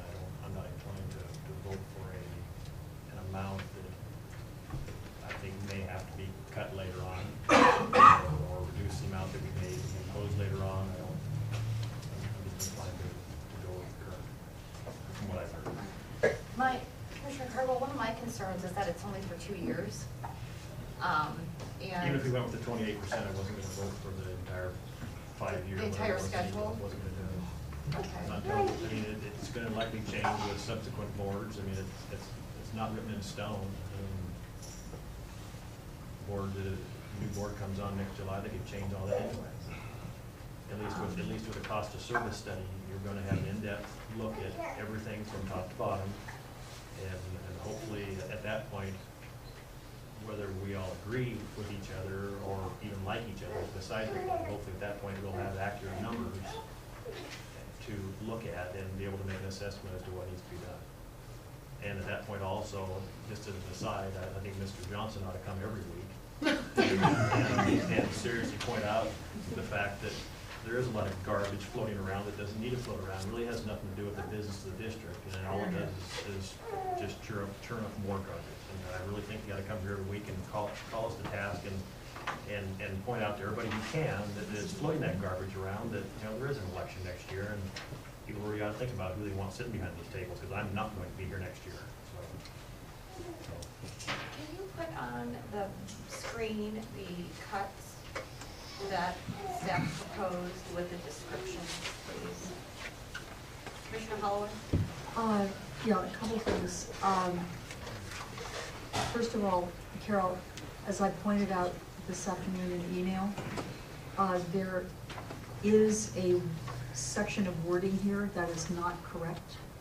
It relates to the response of the rate committee, and considering that that is the 1, 2, 3, 4th paragraph down, considering that we have had letters from both Emerald International and Precision Passports stating their position, this is not a correct statement. And I would just, I think we need to honor those entities who spent the time and work sitting on our rate committee. I don't know, I don't know why it's here at all, other than to give the board political cover. I think that paragraph should simply be eliminated because it's not accurate. And then my other question, Barbara, was your motion to increase the rate for just the coming year and do the study? You're not? No, it was for 2 years, but I was mixed up about the percentages, so sorry. Okay, so your motion is for 2 years. Okay, I wanted to be sure, because my. A and B specifically. Right. Okay, so. Only have the percentages. So it's wrong. A and B. And Yeah. Mike, you were looking for just A, or good for A and B? I said I was okay with the motion that was on the floor. Okay, okay. Thank you. That answers. Okay. And we would agree, Barbara, that paragraph's. No, we would not. What? I think that paragraph is correct. It's not? I don't see why you say this. The Citizen Advisory Rate Committee, appointed by the Board of Commissioners, held 3 meetings to review the retail rates proposed by the rate analysis and recommends to the Board of Commissioners a rate increase as necessary. Yeah. 2 members. That's the committee, a majority of the committee recommended it. Okay, well, if you put in majority, you're technically correct. This way, you are not correct. Okay. Well, they submitted letters that are part And I think of we the should public take it out. record. Why anger our 2 commercial customers, you guys? We have more than We 2 don't need commercial this customers. wording. What? We have more than 2 commercial customers. Well, I mean, those 2 anyway. So Why? Commissioner Pepper, are you interested in altering your motion Why not just take it To out? what extent? to what she's Just stating? eliminate No, that okay, No. let's move on. I do have a question for you, Lee and Carol. The 800 that's being cut, if we do the study, you said it could cost over 100 if we do both. So we're gonna have to cut another 100 on top of the 800, correct? Yeah, or look within the numbers that we've already given you. Okay. Right, the proposal that he gave us was accounted for 1.6 million, so anywhere within there, we can come up with the numbers to do that between staff and budget committees. Fine with me. Okay. And also, I thoroughly recognize that that doesn't involve any staff whatsoever, either union staff or management staff, either one. That's correct. And that's the only reason, again, that I would So vote. for example, we can say we won't do the capital outlay, that's $221,000. Okay. Very No, good. that- Thank you. I'm sorry, but the capital outlay does not impact our bond issue. So are you suggesting, Mr. Moore, that you're proposing 800,000 including the cuts in CIP? To pay. That wasn't what you presented. We're talking 800,000 in materials and services. 800,000 in material and services. To pay an outside rate consultant is cash.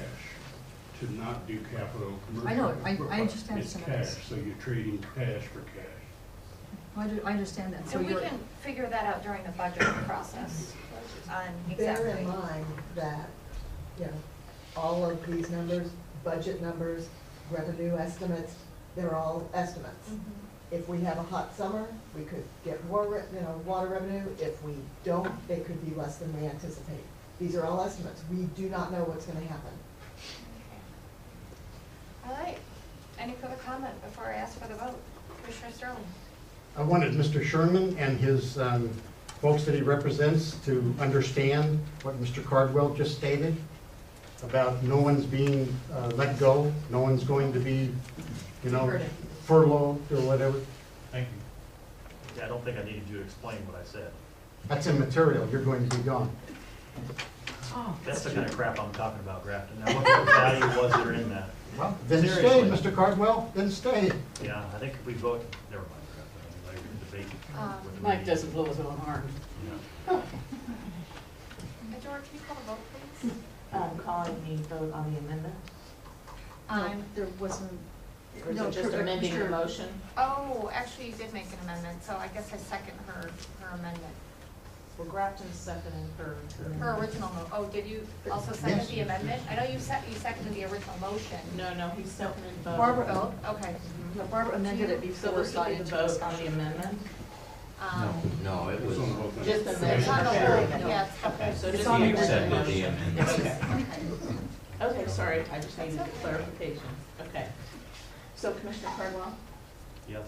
Commissioner Holloway, Yes. Commissioner Kemper, No,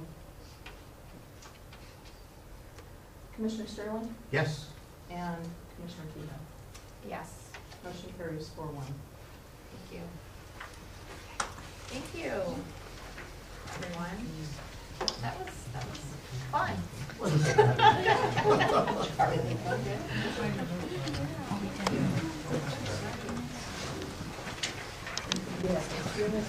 Keep it going. It's only been 2 hours, Pat. Well,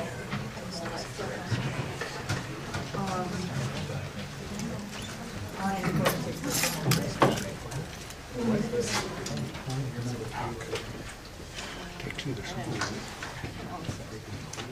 Oh, oh dear. Let's see what it is. Yeah, this has been a mess. It's two, what is the graphic doesn't have development charges? come back another day. Oh, System development. Adora, can you grab that copy of this? Wait a second, wait. I'm not sure I have it either. it was in your original board packet. Yeah, it was in the No, original that's packet. been a while. It might have been a different number. Is that from It March was- 22nd? No, the March 8th, March March 8th 8th? and March 22nd. And it was item number Carol. 10 from March 8th. Nope.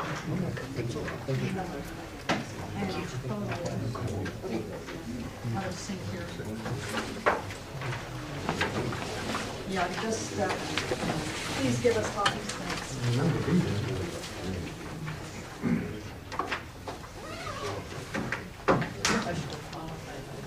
Excuse me. Yes, I know why you voted, you wanted the higher one, so did I. I'm satisfied.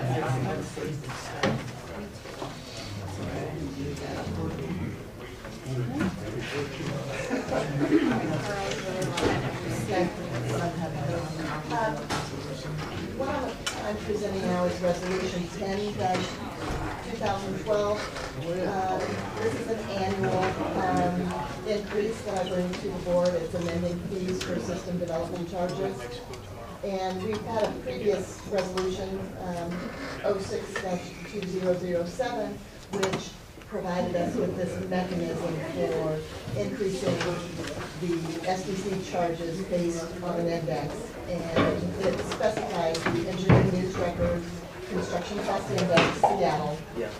And so that is the index that we applied here. So our, the index for this year is up to 4.035%. And what that changes is our SDC cost for a 3/4 inch meter was $3,965, and which was effective last July 1st. That increases it to $4,125, which would be effective July 1st of this year. Typically, our construction people that are doing new services keep pretty close track of this, and we do let them know when the rate's going to go up, so they have an opportunity to get in under the wire. And I don't have my slide showing us compared to others, but we are close to maybe 50% of what many other water purveyors charge for system development charges. That's right. Sunrise is considerably higher than we are. Sunrise is They in the just raised the theirs also, 9,000 too. area. Ms. Kemper will remember that also. It's a near miss. No? So that's it. Did you find yours, Ms. Kemper? Your three? Very To read the motion? I just had a copy of the resolution.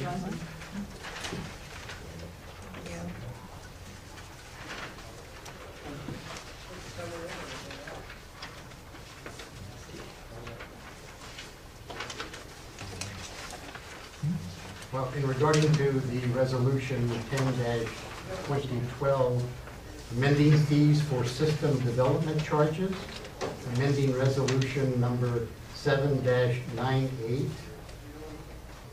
Let's see, I think we can just read it by title only. Do I have a motion on the table? That's what he's working on. Yeah, I'm the new kid on the block, I'll readily admit it. There's one on page 9. I don't know that they just have the resolution. They have this. Don't they have this? Which thing they have? No, that's their payroll. Wait a second. Subsequently, I move to adopt resolution number 10-2012, STC's rate adjustment. I second the motion. Any discussion? Hearing none, Adora, can you call the vote, please? Commissioner Cardinal? Yes. Commissioner Holloway? I was out of the time, so I'll abstain. Okay. Commissioner Kemper? Yes. Commissioner Sterling? Yes. And Commissioner Kehoe? Yes. Motion carries 4-0-1.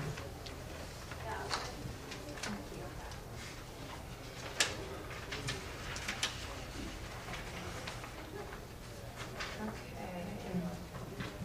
I'm still here. Great, so number 4, Carol, we only have 3. Do you want to go over the number of positions we have? Yes, we have. And We have 3 positions open on the budget committee, and just to kind of refresh everybody's memories, Commissioner Sterling was a citizen budget committee member last year, and so that position is vacant. Rick Renier his term has ended, and Kelly Harris resigned last year, and we did not have an opportunity to replace her. I think she called us on the first budget committee meeting day. So she has 1 year left on her term. So we have 2 3-year terms and a 1-year term. I believe the commissioners have been given applications from 3 citizens that would be willing to serve on the budget committee. I don't know that anybody specified if they wanted a 1-year term, and that could probably be I do know determined that. at the budget committee. well, actually, Mr. Pauling said he was only interested in the 1-year term. Okay. So 3 openings and 3 applicants. So, I guess I move, actually, we don't have a resolution.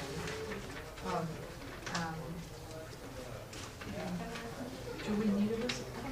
We don't really need a resolution, I don't have a And I resolution. think it's also in the old cap.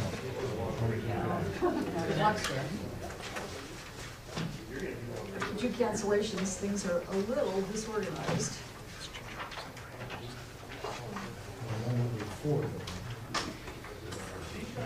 It was agenda item 8 in the original meeting.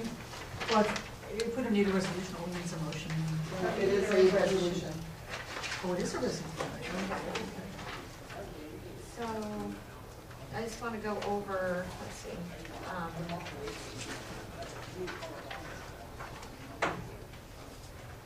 Now, Carol, I have a question for you. Can we get Dawn to make copies for all of us? Because Well, it's just, we have 3 budget committee applicants, Pat. Well, I know, but I'd like to see the resolution I'm voting on, Tammy. I don't think it's responsible to vote without it.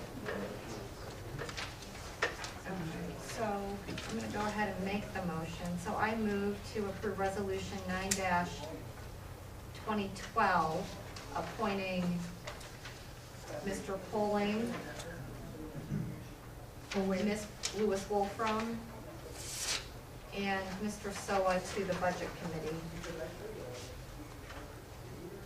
Don't you want to specify, that there's a problem with the resolution? We have one-year term. We already addressed that. Well, yeah, but there's a problem with this as it's printed. It's appointing them for 3-year terms. All of them? These all say or- 3. That's what it says. These two all say Well, 3-year terms. they are 3-year terms, but some of them expire, like the first one Yeah, expires so one of them is 2013. filling an So existing. even though it's a 3-year But term, that- there's only 1 year remaining. The first one is 250. It's written correctly. It's not the It's right, no, it's not the right it's- ending date. Yeah. B. It's written correctly. It has the right ending date. That's what we're looking at, because it is an existing 3-year term. Yeah. Do I have a second?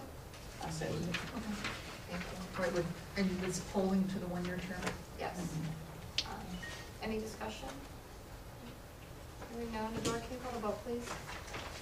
Commissioner Cardwell, Yes. Commissioner Hallway, Yes. Commissioner Kemper, yes. Commissioner Sterling, Yes. and Commissioner Tebow. Yes. Motion passes unanimously. Thank you.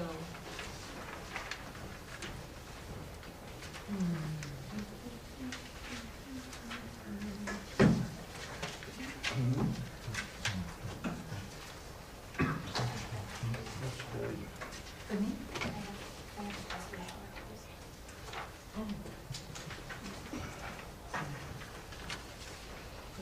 I wrote in the names. Okay, the next item on the agenda is the budget committee meetings, and we have modified the schedule, working on a lot of this rate stuff. We just feel that we need a little bit more time to get prepared. I have heard from a budget committee member that meetings held on Tuesday are a conflict and a problem. And I know historically we've had Monday meetings. And so I guess we need to discuss that. The listing in front of you shows a meeting on April 24th, which is a Tuesday, and also shows meetings on May 1st and 2nd, also Tuesdays. So if the board can determine a date that may work better for everyone. You know, I like the Wednesday, Thursday, which is when we normally have other meetings. I don't know. Commissioners? You okay? Thursday? Thursdays? Can we do Thursdays? So I think or- where we may run into trouble is if we need a third meeting.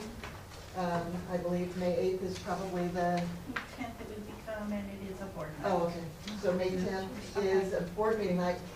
We don't necessarily need 3 meetings, but we could always schedule that third meeting out a little bit later.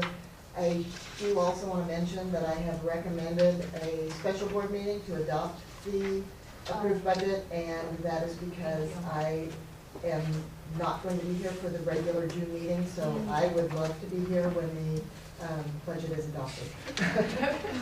That'd be important. So did you say you had a problem with I Thursdays? have a problem with Thursdays. First, so if Carol wants to call me, I'll let her know which ones are not a problem. Well, we only We have need to- 1 month. No, I mean, of the month, first, second, third, fourth, which Thursday is not a problem, so. Okay. And I think all Thursdays in May are What about problematic. Wednesdays? Wednesdays, wide open. Anyone have a problem with Wednesdays? Thursday's good for me. I mean, Either's good for me. Can you do Is Wednesdays? that good for you, Ms. Kemper? Thursdays are usually better for me. Either's good for me. Okay. And I don't have this either. Can budget people phone Do you have a in? copy, Adora? What? Can budget people phone in? Oh, absolutely. Find it for me, please.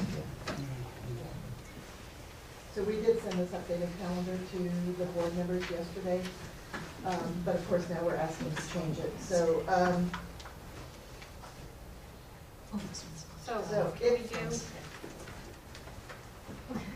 let's shoot for Thursdays.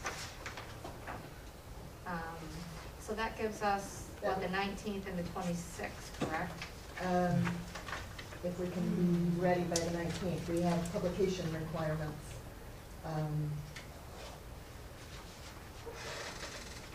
Well, we have May as well, right? So we Right. could do, So we could do Thursdays, the, Thursdays should work, the 26th, okay? which is a Thursday, Uh-huh. and then we could do the 3rd. Okay, so what are these dates now? The 3rd, the 26th, April 26th, May 3rd, and then we have enough time in May if we need another one. Yeah. These are Thursdays then, Or that 10. deal? Thursdays, yes, Okay. yeah. Okay, we would have a problem with, the adopting the budget because we have publication deadlines between the last budget meeting and the budget hearing.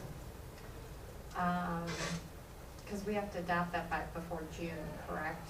Before June 30th. Before So June we 30th. could do a special meeting in June. I'm just saying I will not be here on the 14th. I will be here the week before and the week after. Okay, so, Probably better off scheduling a special meeting just to make sure, and Carol can be here. yeah, which is fine with me. So we can still keep Thursdays and then do a special That's not a meeting, big deal. but we'll meet our compliance for public notice.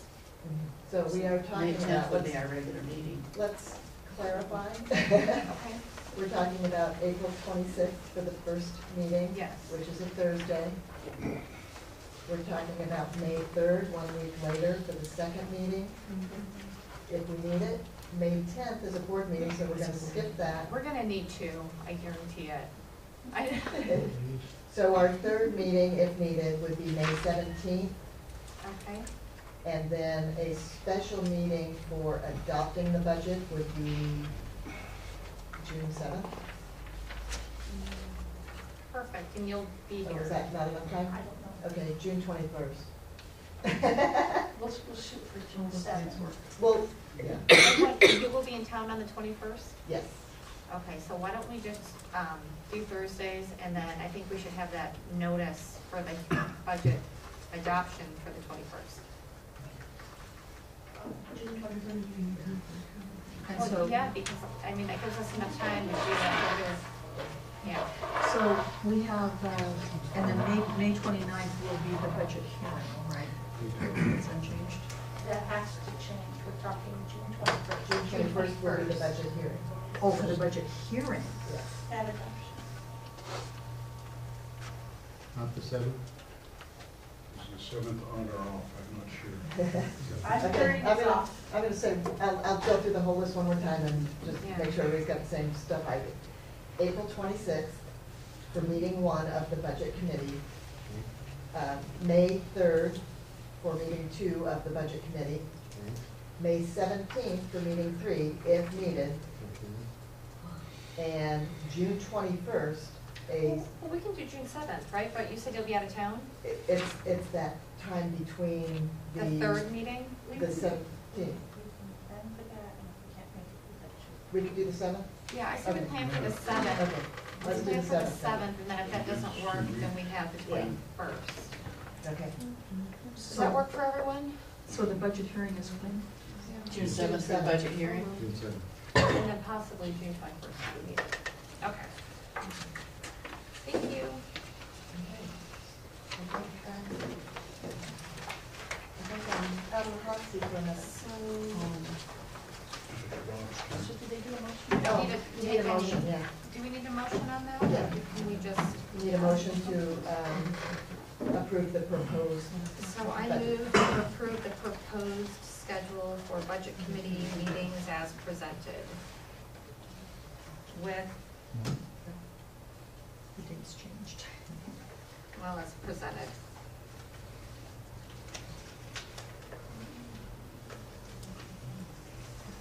Are we going to put the dates? in the Second. Motion? No, that's presented. Okay. It's as presented. I have a second? Okay. Mike seconded it. It's not as presented, it's as agreed by the board, because different Well, I dates don't were know if the board presented. agrees to it till we vote. As amended, As proposed. then say as amended. as amended, as presented. It's funny, I heard just presented, so. Yeah, I think she Yeah. presented it, No, I know but what the the dates original is are. what was presented. No, she just presented the changes in the dates. Dora, can you call the vote, please? Commissioner Cardinal, Yes. Commissioner Holloway, No. Commissioner Kemper, Yes. Commissioner Sterling, Yes. and Commissioner Tebow. Yes. Thank Motion you. carries 4-1. George? Good evening. Agenda item number 6. Subject tonight is approval of a non-exclusive utility easement on Essex Lane. Color purple cover. Got it. All right. Basically, Mr. Essex has a fairly large piece of property that is attachment D, which is the last page. He did a partitions, planted that, and as part of the conditions of the approval by the county was he had to move his water service from Beaver Creek Road to the south to parcel 3 where his house exists. There is an existing water line there, built in an easement already, a small easement, to us. When he did this private lane 10, 12, 15 years ago, for some reason he only did the easterly half of the road, the private driveway, for easements. For us to put service lines across the other part, the other half of the road, we need the easement completed for the entire width. Parcel 1 is trying to close now, and they won't close until this easement is approved. So they've been waiting 6 weeks for a board meeting. So Well, they were never do on you have any questions? They were never on our original agenda, so that's actually not correct, because Well, we didn't get the notice. I'll push back on that. Many times when items come in that are important, we bring them with the protocol, and I lost the opportunity on March 8th and the 22nd, and these people are not very happy with me. I take it upon myself, I take it serious. Essex have been out there since 62, or younger, older, with a whole family, they support the Claremont Water District. I want to push this real hard. This is important to me, because I have to talk to the man tomorrow. It wasn't on our Just original encourage him that agenda. his cost of building materials go down. Bring my agenda. I understand that, Yes, but, ma'am, you do. yeah, but we didn't get it until, like, last week. I move that the board accept the non-exclusive utility easement at South Essex Lane from the grantors as described in Exhibit A, establishing the acceptance date as March 29, 2012, and authorize the general manager to sign the non-exclusive utility easement. Second? Excuse me. We agree on that. We'll agree on that one. Dorothy, call the vote, please. Commissioner Cardinal, Yes. Commissioner Holloway, Yes. Commissioner Kemper, Yes. Commissioner Sterling, Yes. and Commissioner Tebow. Yes. Motion passes unanimously. Thank you very much. Do we get some SDCs off this, James? We will get 1 or 2. 2. All right. Parcel 3, Good he's sale already job. paid his. Parcel 2 and 3 will be paying Now, that receipt. he'll be able to take and grandfather in his application, so he won't pay for the subsequent increase that we voted also? Oh, of course not. All he does have to pay for the abandonment and the relocation. Okay, but there's some more good news for him, too. Good news. Thank you very much. Thank you.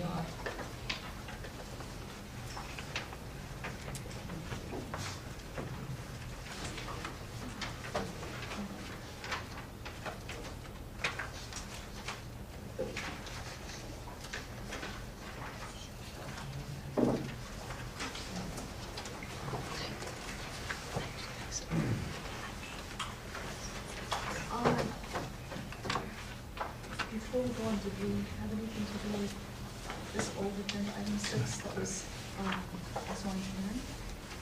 The WTP, no, that was just a, That information on it? yeah, it was informational. Was that from Adam? It's from Bob. Oh. I saw Adam here, I didn't know how to do that. Go ahead, Cheryl, please. Thank you. Okay, here's the financial reporting. The accounts receivable aging, this is, was created right after the February bills went out, so that's why we've got that relatively large number over there. The February billing was about the same as February of last year. Our ending balance of the aging is $41,000 less than the December balance, and it's about $8,000 less than the February balance from a year ago. Here's our cash and investment position. We haven't recorded the interest earnings for the local government investment pool. Actually, I think they have been posted, but not when this report was run. And at 0.5%, it's not a huge amount of money.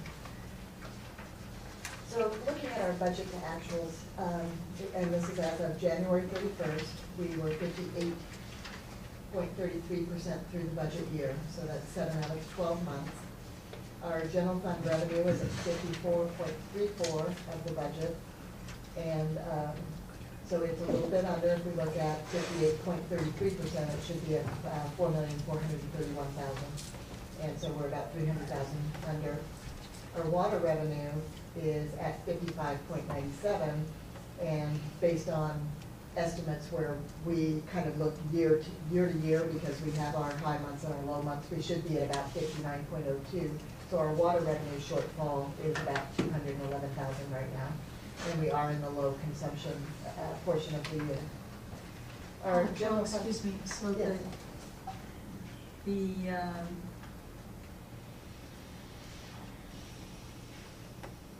All right, so we're now on your page, AG-5C, page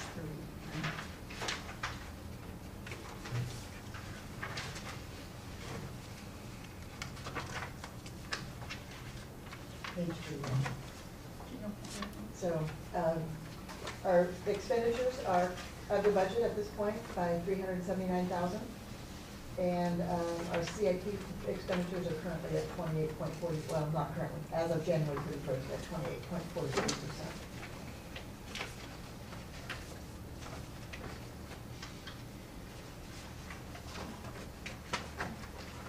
Here's a year-over-year comparison to January 31st, and you can see that our revenues are a little bit lower than they were last year at this time. Our water sales are a little bit lower. We're coming in pretty close to even. Personal services is up a bit this year from last year, and materials and services is under, and our capital outlay is also below where we were this time last year.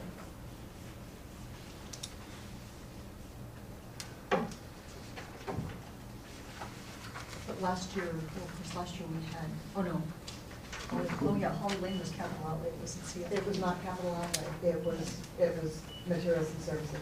It was a materials expense, not capital. So here's the gross payroll amount and the accounts paid for February of 2012. We had 2 payrolls in the month of February. There's the 2 gross payroll dollars right there. And our net accounts payable for December was $344,000 approximately. Of that, a little over $10,000 was CIP projects.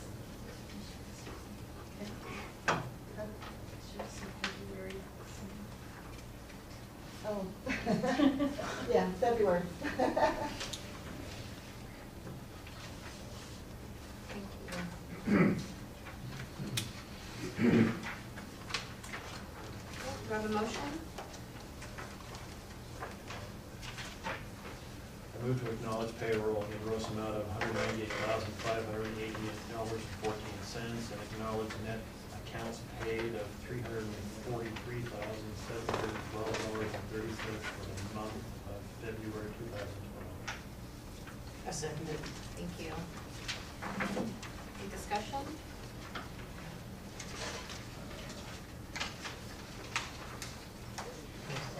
Oh, actually, I have a question. That is relative to the elevator modernization, cone KRNE. What is that all about? Well, from the savings of the elevator out at the water treatment plant, because it came in significantly under budget, and we've had 3 people stuck in the elevator in the building here, so from a code point of view and from an upgrade point of view, we needed to upgrade it, so we were able to take some of those funds and modernize the elevator that we have in this building. What do they do when they modernize it? Totally rebuilt it. New electric motor? Yeah, they put in new cylinder, I mean, changed it up, just totally broke it down, and it was down for about 3 weeks. They tore the whole thing down. And did someone send a warranty card in so that if It's under warranty. people are stuck, we can have someone to call? We'll have to call the fire department regardless. How long's our warranty, Mr. Moore? 1 year. Just 1 year parts and labor? And then we have to pick up after that. Now, If will we don't that, approve this, do we have to put them back in there? People are stuck in there. at that, what happens relative to our maintenance agreement with Thyssen Krupp? Is that, will they pick that up at this point? No, we cancel it, and we basically are going with Cone now. Oh, so you've switched vendors? Okay. I would suggest, Mr. Moore, that I would have been a whole lot happier had you told us about that, because we were delighted, of course, that the water treatment plant elevator came in below the budget. But I had no idea the money was being shifted somewhere else. It wasn't notified to us, and so I had to ask the question. It normally isn't, I mean, the elevator is a maintenance item, and so we wouldn't let it. Well, whatever it is, $40,000 is not what I call an insignificant amount of money. And all I'm saying is, I believe that you should have told us about it. It's duly noted. Thank you, Ms. Carter, or Ms. Sullivan. Can you call the vote, please? Mr. Sterling? Commissioner Claypool? Yes. Commissioner Holloway? No. Commissioner Kemper? Yes. Commissioner Sterling? No. And Commissioner Kehoe? Yes. Motion carries 3-2. Number 8, Dean, I'll go ahead and let you take number 8. Number 8, I believe, is the consideration of a release of the tort claim notice for public dissemination. The board is aware that I have received a notice of a tort claim on behalf of a CRW employee. And because it is a matter of potential litigation, I did not feel that I had the authority to release it publicly. I had intended to talk to the board about it in executive session, since we have not had executive session. I simply submitted it to the board members, and as such, it would be an attorney-client confidential privilege. So it's really up to the board as to whether they want to release that document for public distribution. There is a question under the law as to whether that tort claim notice is actually a public document. I received it as the registered agent for the organization.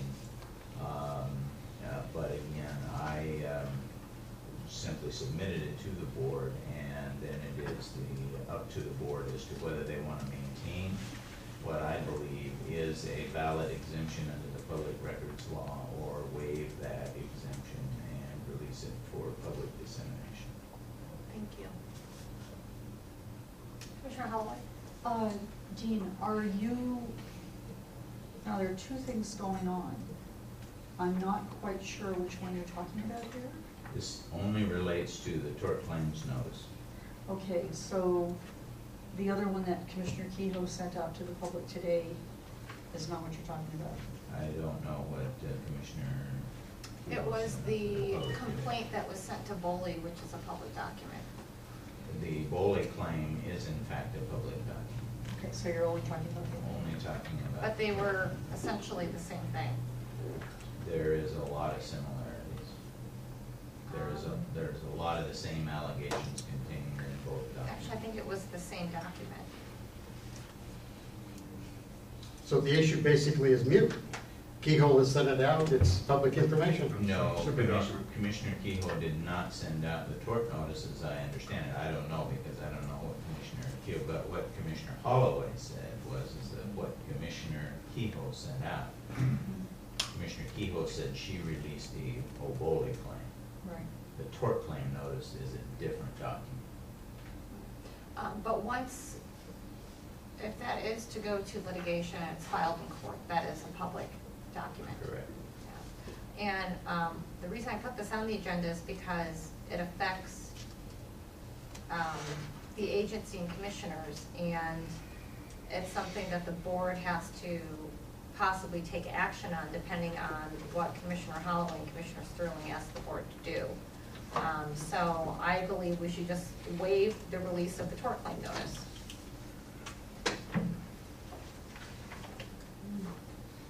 There's no action to take at this point for anybody. Waive the confidentiality. Absolutely. Yeah. You're in agreement with that? Well, I'm okay with it. Okay. Do we have to vote on it? Yes, we do have to vote on it. So I guess I move to release the privilege of confidentiality of the tort claim notice. Do I have to refer to it by? That's adequate for my purposes. Oh, we only have one. There's only one tort Okay. claim notice, so there's no dispute as to what we're talking about. Okay. And then we can go into discussion as to certain rights, and Dean can inform the commissioners. Okay. I'll And second you your motion. Thank you. Yes. Commissioner Cardwell? Yes. Commissioner Holloway? Yes. Commissioner Kemper? Yes. Commissioner Sterling? Yes. And Commissioner Kehoe? Yes. Motion passes unanimously. Thank you. And just so we do everything in our power to make sure people are aware of what their, I guess, their legal rights are, Dean, I know you sent out an email, but I don't know if people read their emails or if they receive them, so I think it should also be verbal. I did advise the entire board when, and this actually relates to the Oboli claim. And under the Oboli claim, we submitted that to, we meaning my office, submitted that to SDAO for them to make a determination as to what insurance coverage might be available. The Oboli claim names Clackamas River Water, it names Commissioner Holloway, and it names Commissioner Sterling. Obviously, my role is to represent the organization. If there are any individual claims that are raised as a result of that allegation, those are either covered by insurance defense, or they're covered by the commissioners themselves, or they're covered by the organization. So there's three possibilities. At this point, the allegations, in my view, are can be sufficiently read to be outside the scope and course of the duties of the commissioners, but that is an ultimate decision that this board will have to make if Commissioner Holloway and Commissioner Sterling request appointment of counsel by this organization. It's not a decision that I can make because obviously I represent the organization. I would have a conflict of interest. I can't provide individual advice to Commissioner Sterling or Commissioner Holloway with regard to any individual issues that might be raised by this issue. So what we did to complete the record, we did hear back from SDAO. As we've all discussed, SDAO did change the policy this year, and they eliminated the coverage of Oboli claims from the policy, which means that this matter would have to come out of, any defense costs would have to come out of CRW's own funds. that gets us back to under the Tort Claims Act, and whether the Oboli claim was intended to be covered by the Tort Claims Notice, we don't know if that was all or if there's something else. Although they did sound a lot alike, so we presume that the Tort Claim Notice related to what eventually came down as the Oboli claim. Under the Tort Claims Act, if Commissioner Holloway and Sterling request appointment of counsel, the board has an obligation under the Tort Claims Act to investigate that to determine whether or not Commissioner Holloway and Commissioner Sterling were acting in the scope of their duties. That's certainly, assuming that they request appointment of counsel, which I assume that they would do, that is my recommendation, that the board appoint counsel to conduct such an investigation. I have a question for you, Dean. You said that the response for Boley is April 3rd. Correct. And we I are didn't not- say that here, but I said that in my email. Yes, and we are not meeting until the second Thursday in April.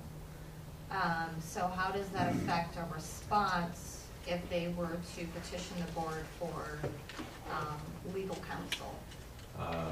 Oboli is very lenient in terms of granting extensions, as all that would need to happen is Commissioner Sterling and Commissioner Holloway would need to ask them, or they could have somebody ask them on their behalf for an extension until that matter is resolved, until that investigation is completed. Okay, and SDAO, you said, is doing their own investigation? No, SDAO has already responded with a letter, which I believe I did submit to the entire board as well, denying coverage for the defense cost for the Oboli claim. Now, is that accurate?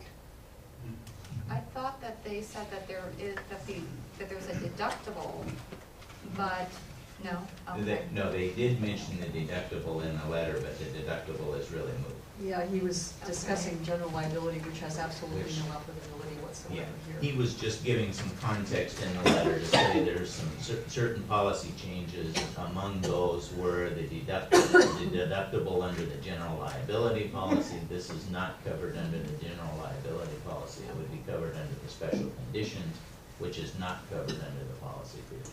So, okay, one more question. So, tonight we're talking about reducing costs. I know you mentioned legal expenses. Why would this board spend more money when we've seen everything that's happened and you've taken certain actions? I guess my question is, why would you recommend that we spend money for legal counsel to investigate the claims? Commissioner, I'm not asking you, Pat, I'm asking Dean. I would really like to have an opportunity to address this. Okay, well, you can after Dean answers my question. My recommendation is simply based on what I think is good practice and what I think the Oregon Tort Claims Act requires. And that is that the board conduct an investigation. Now, how the board decides to conduct that investigation is up to the board.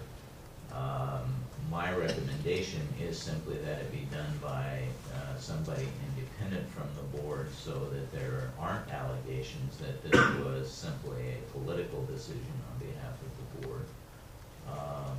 And, you know, again, I think that it is best practice. I realize that it is more money coming out of the budget. It's more legal expense coming out of the budget, which is unfortunate. But I believe that the Tort Claims Act does require that investigation. But again, how the board decides to do that investigation really is up to itself. Okay. Commissioner Holloway and then Mike. Yeah, there are three, one entity and two individuals named. We haven't addressed at all the CRW response. So in your deliberations, Commissioner, I suggest that that needs to be addressed with legal counsel to CRW, right? That again, I think Commissioner Holloway, is certainly up to the board. If the board wants to provide some direction, this is not unlike any other legal matter that the general manager, comes to me and under his authority and under my contract, I'm authorized to discuss the legal matters for the organization with the general No, manager. that's not my, what I'm talking about at all. What I'm saying is, there are two parties and one entity named, Correct. each of which has a responsibility to respond. Correct. So if CRW doesn't respond, what does that mean? If it elects not to do anything? Well, I can assure you CRW will respond to the Obola complaint. Well, and since we are the board, and this is the point I'm trying to make, we need to be making a decision about that response, right? No, Well, I guess we disagree we with that. I could. mean, The that's why board- that's why you hire legal counsel to represent the organization, to respond to legal claims. So are you saying then, Mr. Phillips, that you are taking the response direction from Mr. Moore, not from the board? If the board desires to provide some input, I have no problem with that whatsoever in terms of a response, but the board is not the one. If they want to hire me for legal counsel, the board is not the one that's going to write the response. I am legal counsel for the agency as long as you want me in this position, and I will prepare the response as we have done with a number of other responses. I did not consult the board with respect to the defense that we put up on the South Fork Water Board litigation. We developed a strategy for the defense. The legal counsel developed that strategy. I advised the board. The board is not the one that writes the legal response. The board authorizes me to represent the agency and to provide a response for legal matters that are assigned to me to respond to. Okay, well, has Mr. Moore, the board hasn't assigned you to respond, has Mr. Moore assigned you to respond? Yes, he has. Okay, then what is that response, since we are the board?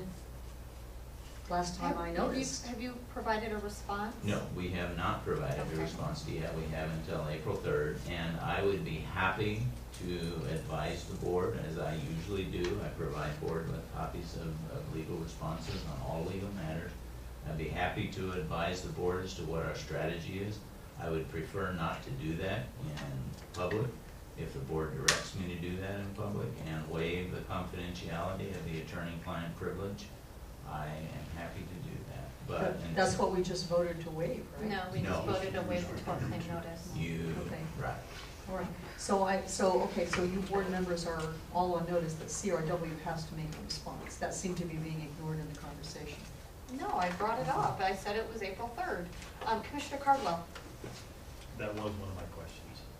The other question I have is when you suggest that we need to respond to the claim itself, is that, or at least do an investigation, is that merely to determine whether or not the board as a group decides whether or not they acted as board members or acted as basically private citizens outside the board? Is that what we're basically doing the investigation for? Correct. The And board- then at that point, if we decide that they acted outside of their duties as commissioners, then they're on their own.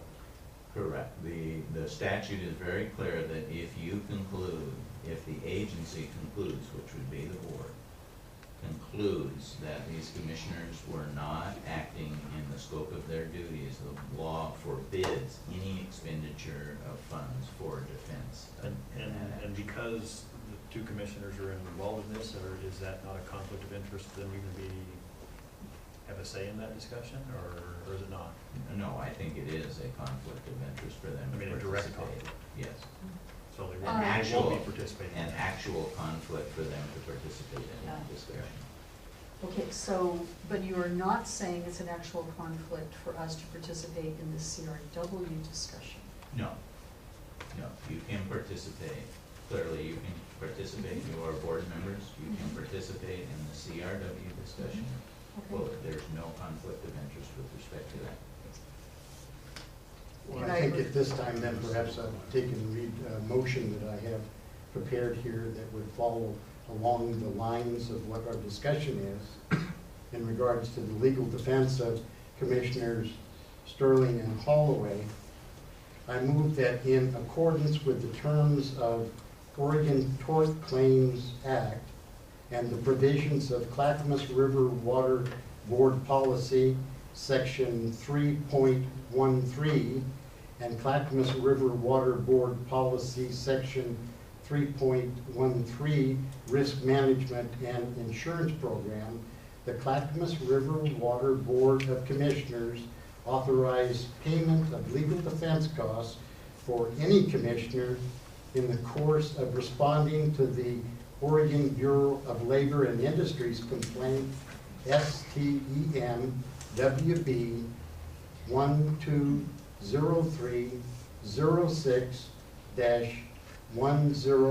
120306-10308 and the tort notice filed by Vance Voiles.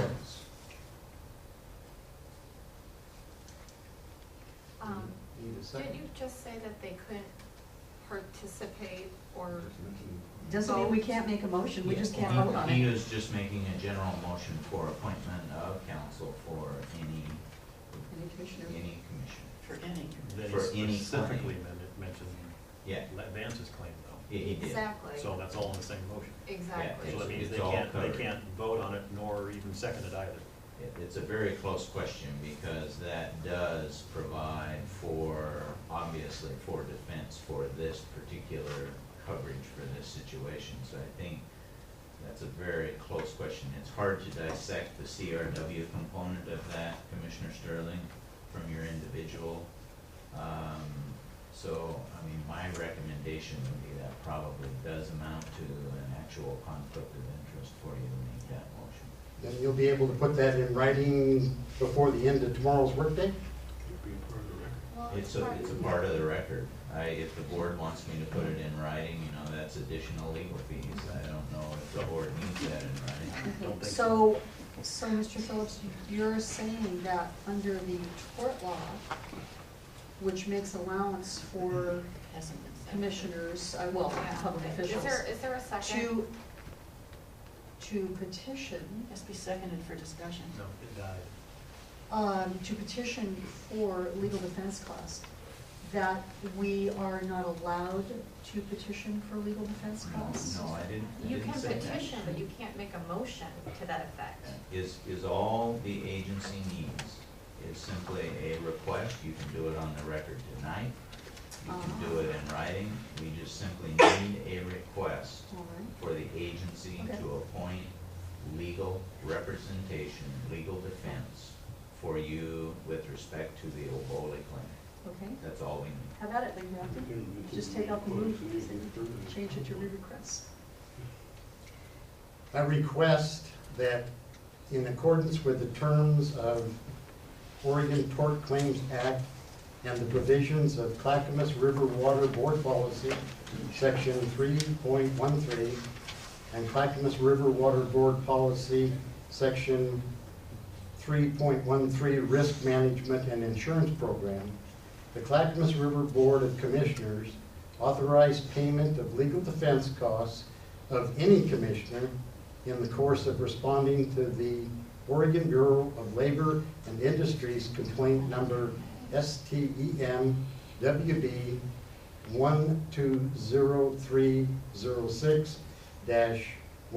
12306-10308 and the tort notice filed by Vance Voiles.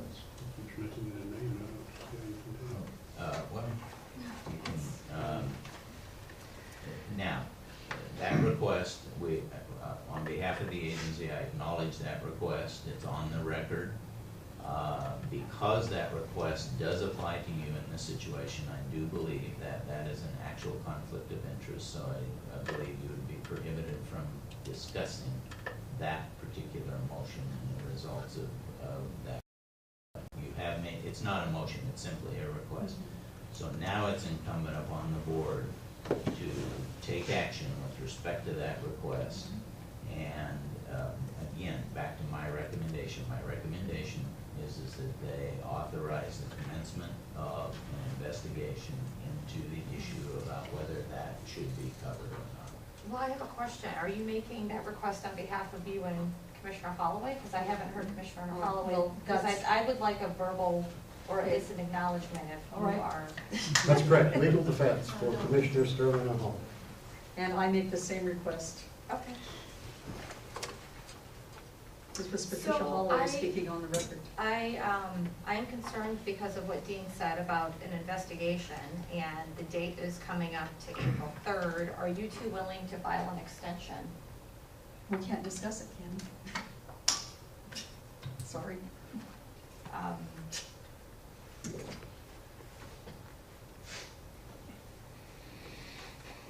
Commissioner Kemper? I've read the Boley claim, and as far as I can see, and looking at that, there's absolutely nothing there that was acting within their duties as commissioners. So I don't, it shouldn't, if we have to have an investigation, it shouldn't take very much. But I just can't see anything that was within their duties. That's fine, but if we need to make a motion to that effect, Dean, I would make a motion that we at least authorize legal counsel, someone other than you, if that was your suggestion, to at least do an investigation to determine whether or not they acted within their responsibilities as commissioners or not. And that's the end of what I would authorize. Dean, my question is, You either have to second or let it die. What's it doing? I will second for purposes of discussion. Dean, my question is, SDAO, they are not doing investigation at all on whether, so, okay. Because I was hoping if they had done one, to rely on something like that instead of having to spend money. Their Okay. question was a very narrow, their view was a very narrow view, and that was simply whether there was coverage or not under the policy. And I think it's pretty clear under the policy this year, there is no coverage. The only issue there that I did discuss with Mr. Griffin is whether or not we should take the position that this was a continuing act and try and get coverage under a prior year. The difficulty with that, and quite frankly, I don't think it's worth legal fees to try and get SDAO to change their position, because the difficulty with that argument is that it's only for legal fees expended in the year of the coverage. We have not expended any legal fees. Obviously, this just came about for this year since January, so we have not expended any legal fees under the prior coverage. So I think that it would be very difficult for us to overturn that decision of SDAO. Okay. Commissioner Carpo? So again, my motion for what it was, is this make it a very, very narrow window that when we hire somebody, they won't go off with Commissioner Holloway and Commissioner Sterling and then go off on 14,000 different tangents, and we spend, 50 hours with them telling them CRW's life history. It's a very narrow window. Is that correct? My instructions will simply be to look at the Oboli claim and the allegations in the Oboli claim and make a determination of whether or not Commissioner Holloway and Commissioner Sterling were engaged in the scope of their duties as elected officials with respect to those allegations. And so they won't have to talk to them at all, period. This isn't a determination of whether they're guilty or whether they're not. This is just whether or not those specific allegations having to do with being a commissioner. Right. Whether their actions that are alleged there. Now, I'm sure they will talk to Commissioner Holloway and Commissioner Sterling. The investigator will. And we're paying them hourly? That's a serious issue for me. Exactly. Because it's like the whole, audit thing all over again. They can run amok for hours and hours and say absolutely nothing. I understand the concern, and the only thing that I can say is that, my role is simply here to protect the interest of the agency. Obviously, I'm not going to be doing the investigation, but I will certainly give some guidelines. I will express the concern of the board to the investigator, give them the parameters that they're only to look at the Oboli claim, And, you know, again, to express the concern that you have raised, I assume that's the sentiment of the board, that we don't want any unnecessary legal fees spent in making this determination. I am not. So you won't be present, and we request that a staff person be present if they talk to the commissioners. The board, you know, can put any parameters on it that it wants. I guess my recommendation would, you know, I think that it would be best advisable for the board to basically say, look, we have an obligation under the statute to do an independent investigation, make that determination under the statute, let that investigation do its job, come back with a recommendation. And that way, then there can be no complaints that, you know, that the board or I somehow manipulated the results of that investigation. I think my motion was narrow enough with your counsel to them that they'll convey our sentiments as best can be. Commissioner Kemper? I was going to ask Dean, you said that they're very liberal in granting extensions, and that you can go ahead and request an extension on behalf of CRW. Well, I don't know that we're going to need an extension on behalf of CRW. Because you didn't investigate. Why do we need one? We don't have to wait. This is just a response, but from us, we need an extension. Or for the response. And draft them all and let them ask for it. We don't have to, we probably will not have to ask for an investigation. And I actually am not handling that myself either.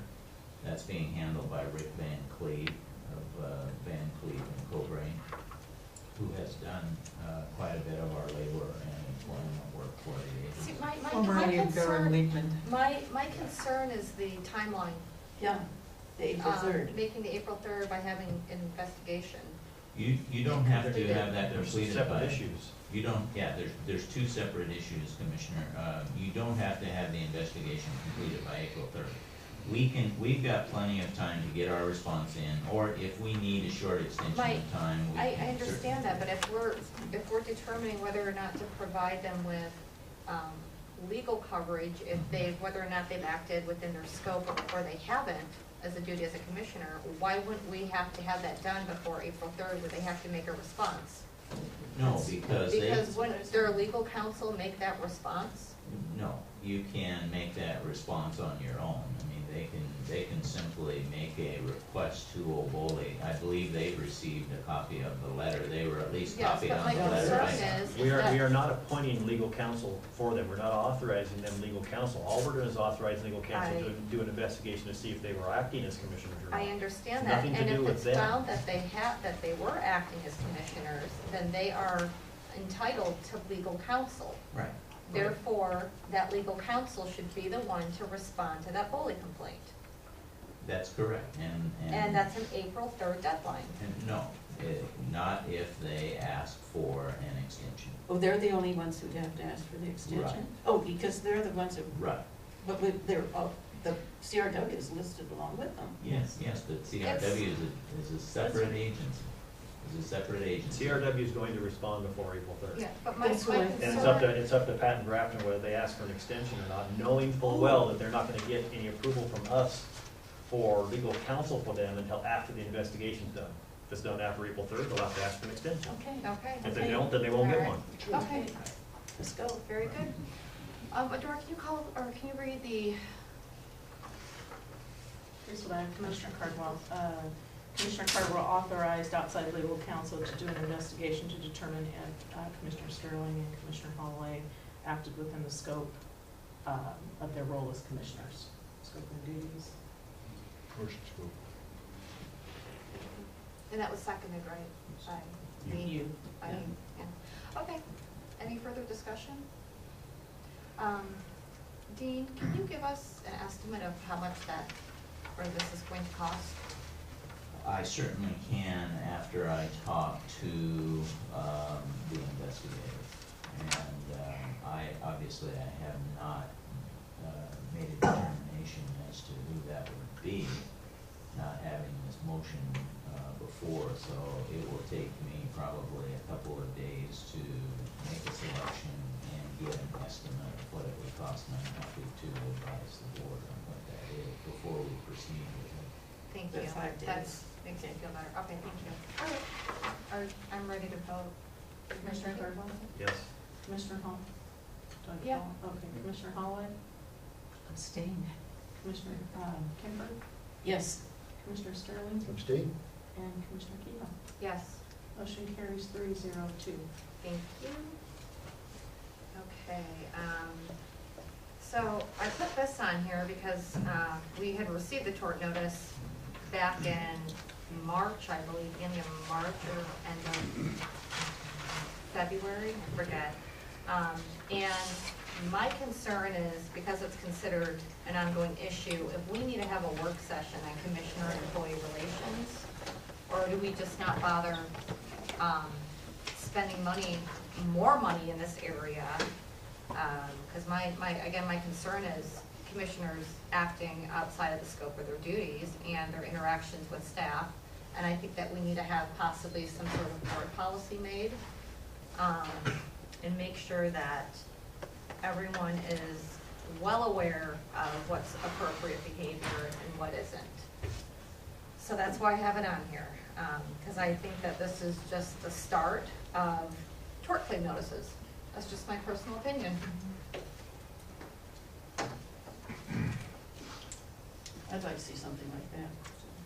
You would like to have a work session? Yeah. Mike? Want to have them plan a thing? Grafton? Pat? Grafton? How's that? Are you interested in having a work session on commissioner and employee relations? Not until after the budget is taken care of. Okay.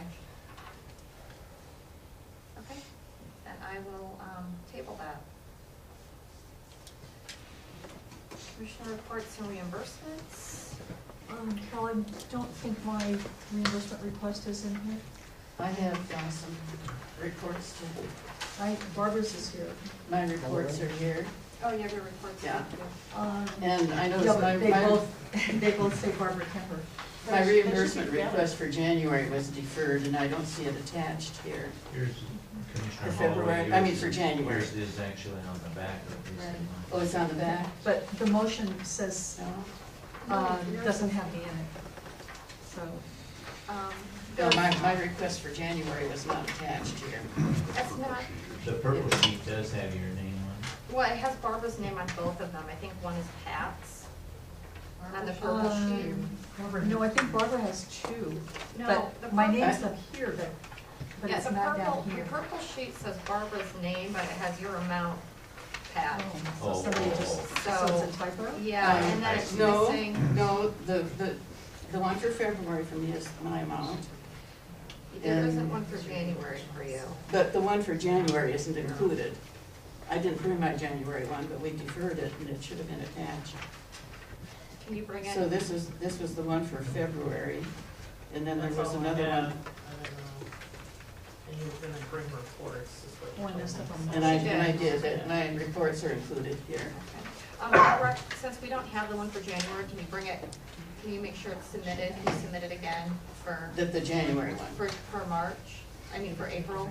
Did I submit the January yeah, one in it's just April? Yes, This because Okay. we don't have it. Okay. Is that okay? Yeah, no, I just thought it'd be attached. Yeah, okay. Sorry. I guess we'll have to take care of that next So time. just do mine for February. So I move to approve commissioner reimbursements for Barbara Kemper in the amount of $437.19. Second. Adora? Commissioner Cardwell? Yes. Commissioner Holloway? I'm sorry, but I still have a question. This is February? February, Um, which is reported on the attached.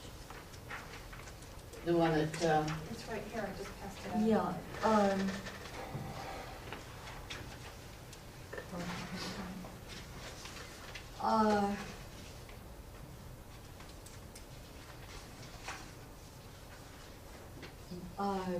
yes. I have a couple of items on that report also that I think they're of general interest, but we don't First usually. First, we need to do the Oh, that's vote, right, sorry. okay. Commissioner Commissioner Holloway, we're waiting on you for your And vote. she said yes. I just- Commissioner Oh, Kemper. sorry. Pardon? Abstain, Carol Martin, abstain. Abstain, yes, I abstain, yeah. Commissioner Sterling No. and Commissioner Kehoe. Yes. We have 3-1-1. And what is that, Motion Barbara? carries. All right. I have a couple items on that report that I think are of general interest in regard to the Oak Lodge Water District meeting. And I think it's interesting, they decided that instead of pursuing a backup water supply, which was to be a well for emergencies, that they're planning to install taps on their 4 reservoirs so that customers can come there and fill their own jugs in the event of catastrophic system failure. And this is going to be planned along with their seismic evaluation and retrofit. It's an interesting approach. I hope it works. Then also, Dan Bradley has a lot of energy about the potential for use of the old 27-inch Lake Oswego raw water line for backup from Portland. And he believes that this should cost each of the local districts only about $30,000 to accomplish, which would give a Portland backup water supply. That's it. Just for clarification, Pardon? is he asking the other? He's not asking them to do this now, but he's talking to their board about He will. backup water supply, but I'm sure he will. Yeah. Another alignment B, whoopee. At least it's not $1 million Hardly this wait. time. Pardon? I said at least it's not $1 million. Right, this it's time. $30,000 each. No, for each district. Yeah. So I will move to approve. It's not a bargain. I move to approve commissioner reimbursements for Patricia Holloway in the amount of $488.73. A second. Thank you. Commissioner Cardwell? Abstain. Commissioner Holloway? Abstain. Commissioner Kemper? Yes. Commissioner Sterling? Abstain? And Commissioner Kehoe? Yes. If the motion fails, 3. It 3 does abstentions. fail, yeah. 3 abstentions, Mike 1 abstained yes. and Ralph No. abstained. Okay, well, I think that completes our agenda for tonight. Just, great work, Carol, and your finance staff. I'm just, really just very proud of what you did, and I'm just so appreciative of the process that you laid out and all the long and hard hours you guys put in, so thank you. Commissioner Cardwell? When you were done. Okay, I'm done. I just didn't want you to close it before public comment. Oh, yeah, public, sorry. I was thinking everyone was here to talk about rates. Gary, thank you for being patient.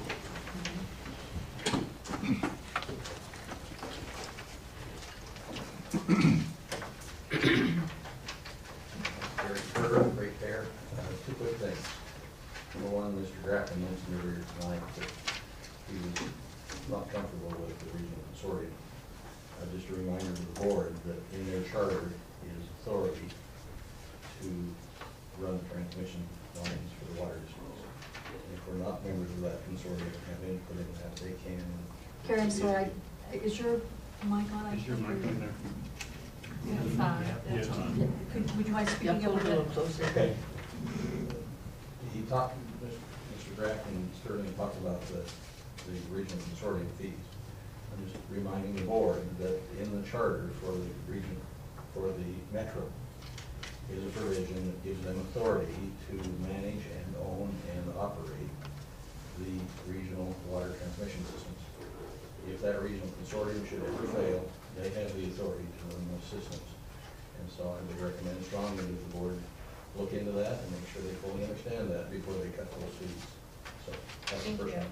Second item is that last month I testified with regard to the handout that said that I had been interviewed by counsel.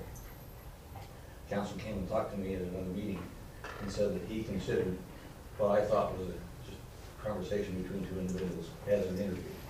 So I'm wanting to let you know that definitionally, I thought we were having a conversation. Okay, he interpreted it from his point of view as being an interview. So I wanted to clarify the record. That's why there's a difference there. I just wanted to put that on the record. Who's he talking about? He has a different definition of the word That's very than I. that's because they're attorneys. I know that. I know. They always have a different I interpretation. just wanted to clarify that for the record. Thank you. Yeah, Thank you, Gary, I appreciate that. I knew what I'd been told. And I have Warren Mitchell. I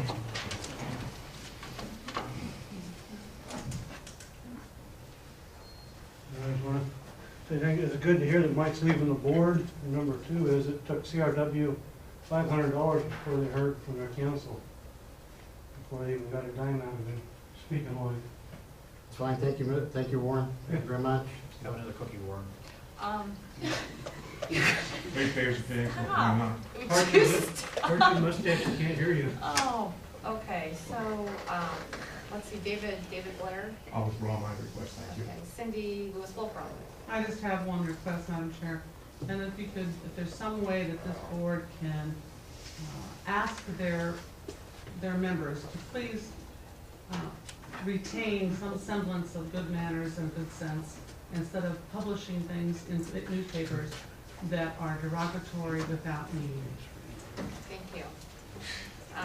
Oh, and one more thing, Rick, while I have you here, we are doing the manager's performance evaluation. I believe it's set for next month.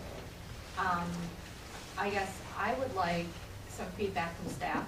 I know that we work with him at a higher level, but not working every day. So if there's any way we could get possibly some sort of letter from staff, and also non-union employees, feel free to provide any type of written responses. I would appreciate it. Mr. Where does that fall in the criteria? Criteria what? The review criteria that we have to. Well, I'm asking you a question. I'd have to look at it. I suggest you do. Okay. When do you need that information by? Well, let's see, our next meeting is April.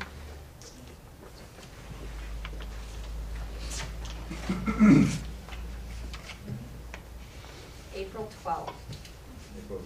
April 12th. But if we could have it, at least beginning of that week, would be great, so we could. And do you want that communication be sent directly to you, or do you want us to? You could give send it to Adora? Adora, is fine. Yeah, because. What is Adora going to these- do with it, Keil? Well, the thing with the performance evaluations, not all that information is public unless Lee Moore decides to waive certain privileges. Is that correct, Dean? No, the board's evaluation is public. There are elements of the personnel file that are not public. I mean, if somebody submits items that are put in his personnel file, employee matters that go into his personnel file are not public, but his evaluation, the board's evaluation is public. Exactly, so this would be considered part of that personnel file. Yes. So I guess, Well, if you make it part of the evaluation process, then I think you probably are making that public. And also, last year, I recall Mr. Phillips declared that Mr. Moore could decide himself what went into his personnel file and what did not. Well. well, no, that's not Correct. No, that's what he said. No, No, that's not, that is we not were- what he's. That Commissioner Holloway, me. Okay, sorry, what you said was he could eliminate any of our individual evaluations from his personnel file that he did not wish to put in his personnel file, correct? That is what I said. Okay, all right, that's what I said. Did not make, no. Okay. You made a very broad statement. Yeah, okay, before. well, I corrected it and you Yes. agreed with me. Yes. You said he could choose Oh. any individual I commissioner's did. evaluation to exclude from his personnel file. I did agree with that. I agree that that is an accurate statement of what I said, and the reason being is because an individual's evaluation is not the board's evaluation. The board's evaluation is what goes in the personnel file. But the individual evaluations are all public information. Well, That's what you said last year. yeah, I mean, an individual commissioner can say, look, I have evaluated the general manager and this is my conclusion. It has no effect on the board's evaluation, but the individual commissioner can say, look, I made my own evaluation of the general manager. There is a risk to that. There is a risk to that. And that risk is? Well, that risk is that by doing that, you are interfering with the contractual relations and a process that is set up under the contract and the policies of the agency. You at least run the risk of violating that process and that procedure for evaluating an employee who is actually a protected employee. So What section is that in the blue book? Grafton, just a second, please. Oh. So what you're saying is that we as a board, each member responds, provides information in accordance with the criteria that has been adopted in public. Correct. That is a part of the evaluation. The board then will, produce something like Commissioner Kehoe just magically happened to have something on the computer last year, ready to go. I know, I wrote it up in executive session. Yeah, right. In any case, so I just need to be clear, Mr. Phillips. So you're telling me that my evaluation of the general manager's performance, performed in my role as a commissioner, is not public information? Is that what you're telling me? And that I run a risk if it becomes public? Is that what you're saying, Mr. Phillips? No, what I said was that you could do your own evaluation, but there is a risk, a potential risk to doing your own evaluation outside of the process. And So if I do an evaluation that is within the board process, with the publicly adopted criteria, am I at a risk for so doing? no, you're not, Okay. you're not at a risk of doing that. The question is, what are you going to do with that evaluation? But that's part of the All right, evaluation process, it's a public record. I'd like to move on. Because if Mr. Sherman sends his to Adora, Hold up. The server's gonna leave. Before we get That going is- too far with what? don't you understand that as public information, Mr. Sherman? No, that's what I'm trying to figure out. That's what I'm trying to figure out. Alright, so, okay, I'm just trying to, okay. Kyle is our union vice president. I am, like, the best way to explain the relationship that Kyle and I have tonight is to talk about Moses and Aaron. Kyle is Moses, I am Aaron. Kyle has a hard time getting up and talking to people, so along comes me. I'm here to help Kyle along the way. So I guess, are you asking that the union do a evaluation, or are you just simply soliciting the employees of the organization to put our 2 cents in worth about our opinion of the? Exactly, that's all. So Not a and performance that's- evaluation, I'd like some feedback. And that, okay, I want to make sure that is separate, that's not a union issue, that is just, you're just No. asking employees whether it Exactly. be represented or non-represented. Absolutely. But Tammy, it's going to factor, it's being provided to the board to factor into the performance evaluation, correct? Well, it's, I mean, it is or it Public isn't. information. it may, No, we have to know if it is going to or is not going to. Is it or is it not? I'm just curious, All right, that's all. So if he sends it to you as an individual, it does not go into the evaluation process, right? We've already established an evaluation process. I would just like feedback. That's all. Well, but is it going to go, I'm sorry, but is it going to go into the evaluation or not? well, I have These no problem employees right need to now. know. I have no problem right now telling you that I'm very happy with his performance. I've been with the water district for almost 10 years now, and so I've seen a lot of guys go through his office. And in that time, like I said, there's been a lot of ups and downs. Early on, I was involved with the union very strongly. I used to come to these board meetings on a religious basis. I mean, I was here for all of them. And then it took a toll on my marriage. Then we had 3 kids, and that's why I've been absent for the last several years in these board meetings. Do I still read the board minutes? Yes. Do I get a chance to look at the tapes occasionally? Yes. And by viewing those, I'm like, man, this is crazy. And what I appreciate about Lee and what I appreciate about the managers is that they have protected all the employees from all the escapades that are going on up here right now. But the issue is like the water district, they pay for rain gear for us. And that rain gear is good rain gear. And we can stand out in the rain all day long and we don't get wet. But at the end of the day, we start getting wet because that rain gear is only so good. And management has done, they've been that rain gear for us. But the thing is everything that's going on up here at the upper level right now, it's starting to soak through our rain gear and it's starting to, you know, like I said, before they've done a really good job of protecting us, but now it's starting to get down, you know, down in the ditches and it's really affecting how we act as employees. Thank you, I like your analogy, that's. How many complete suits do you need? Huh? How many complete suits do you need for the staff, the boys that are in the Yeah, jail? okay, so just real, okay, you know what, I'm going to resolve the issue, and instead of including it in his performance evaluation, if I could get feedback, is what I will do is I will add a review of his contract to next month's agenda. So I will use those comments for that agenda item. And would you please forward them to me, Mr. Sherman, so I have them? It will be I'm the just- new kid no, on the block, It will July. be, if you could just send it to Adora. This is what I will tell you. As I see employees over the next couple days, I will inform them that there was a request from the board for feedback about Lee's performance.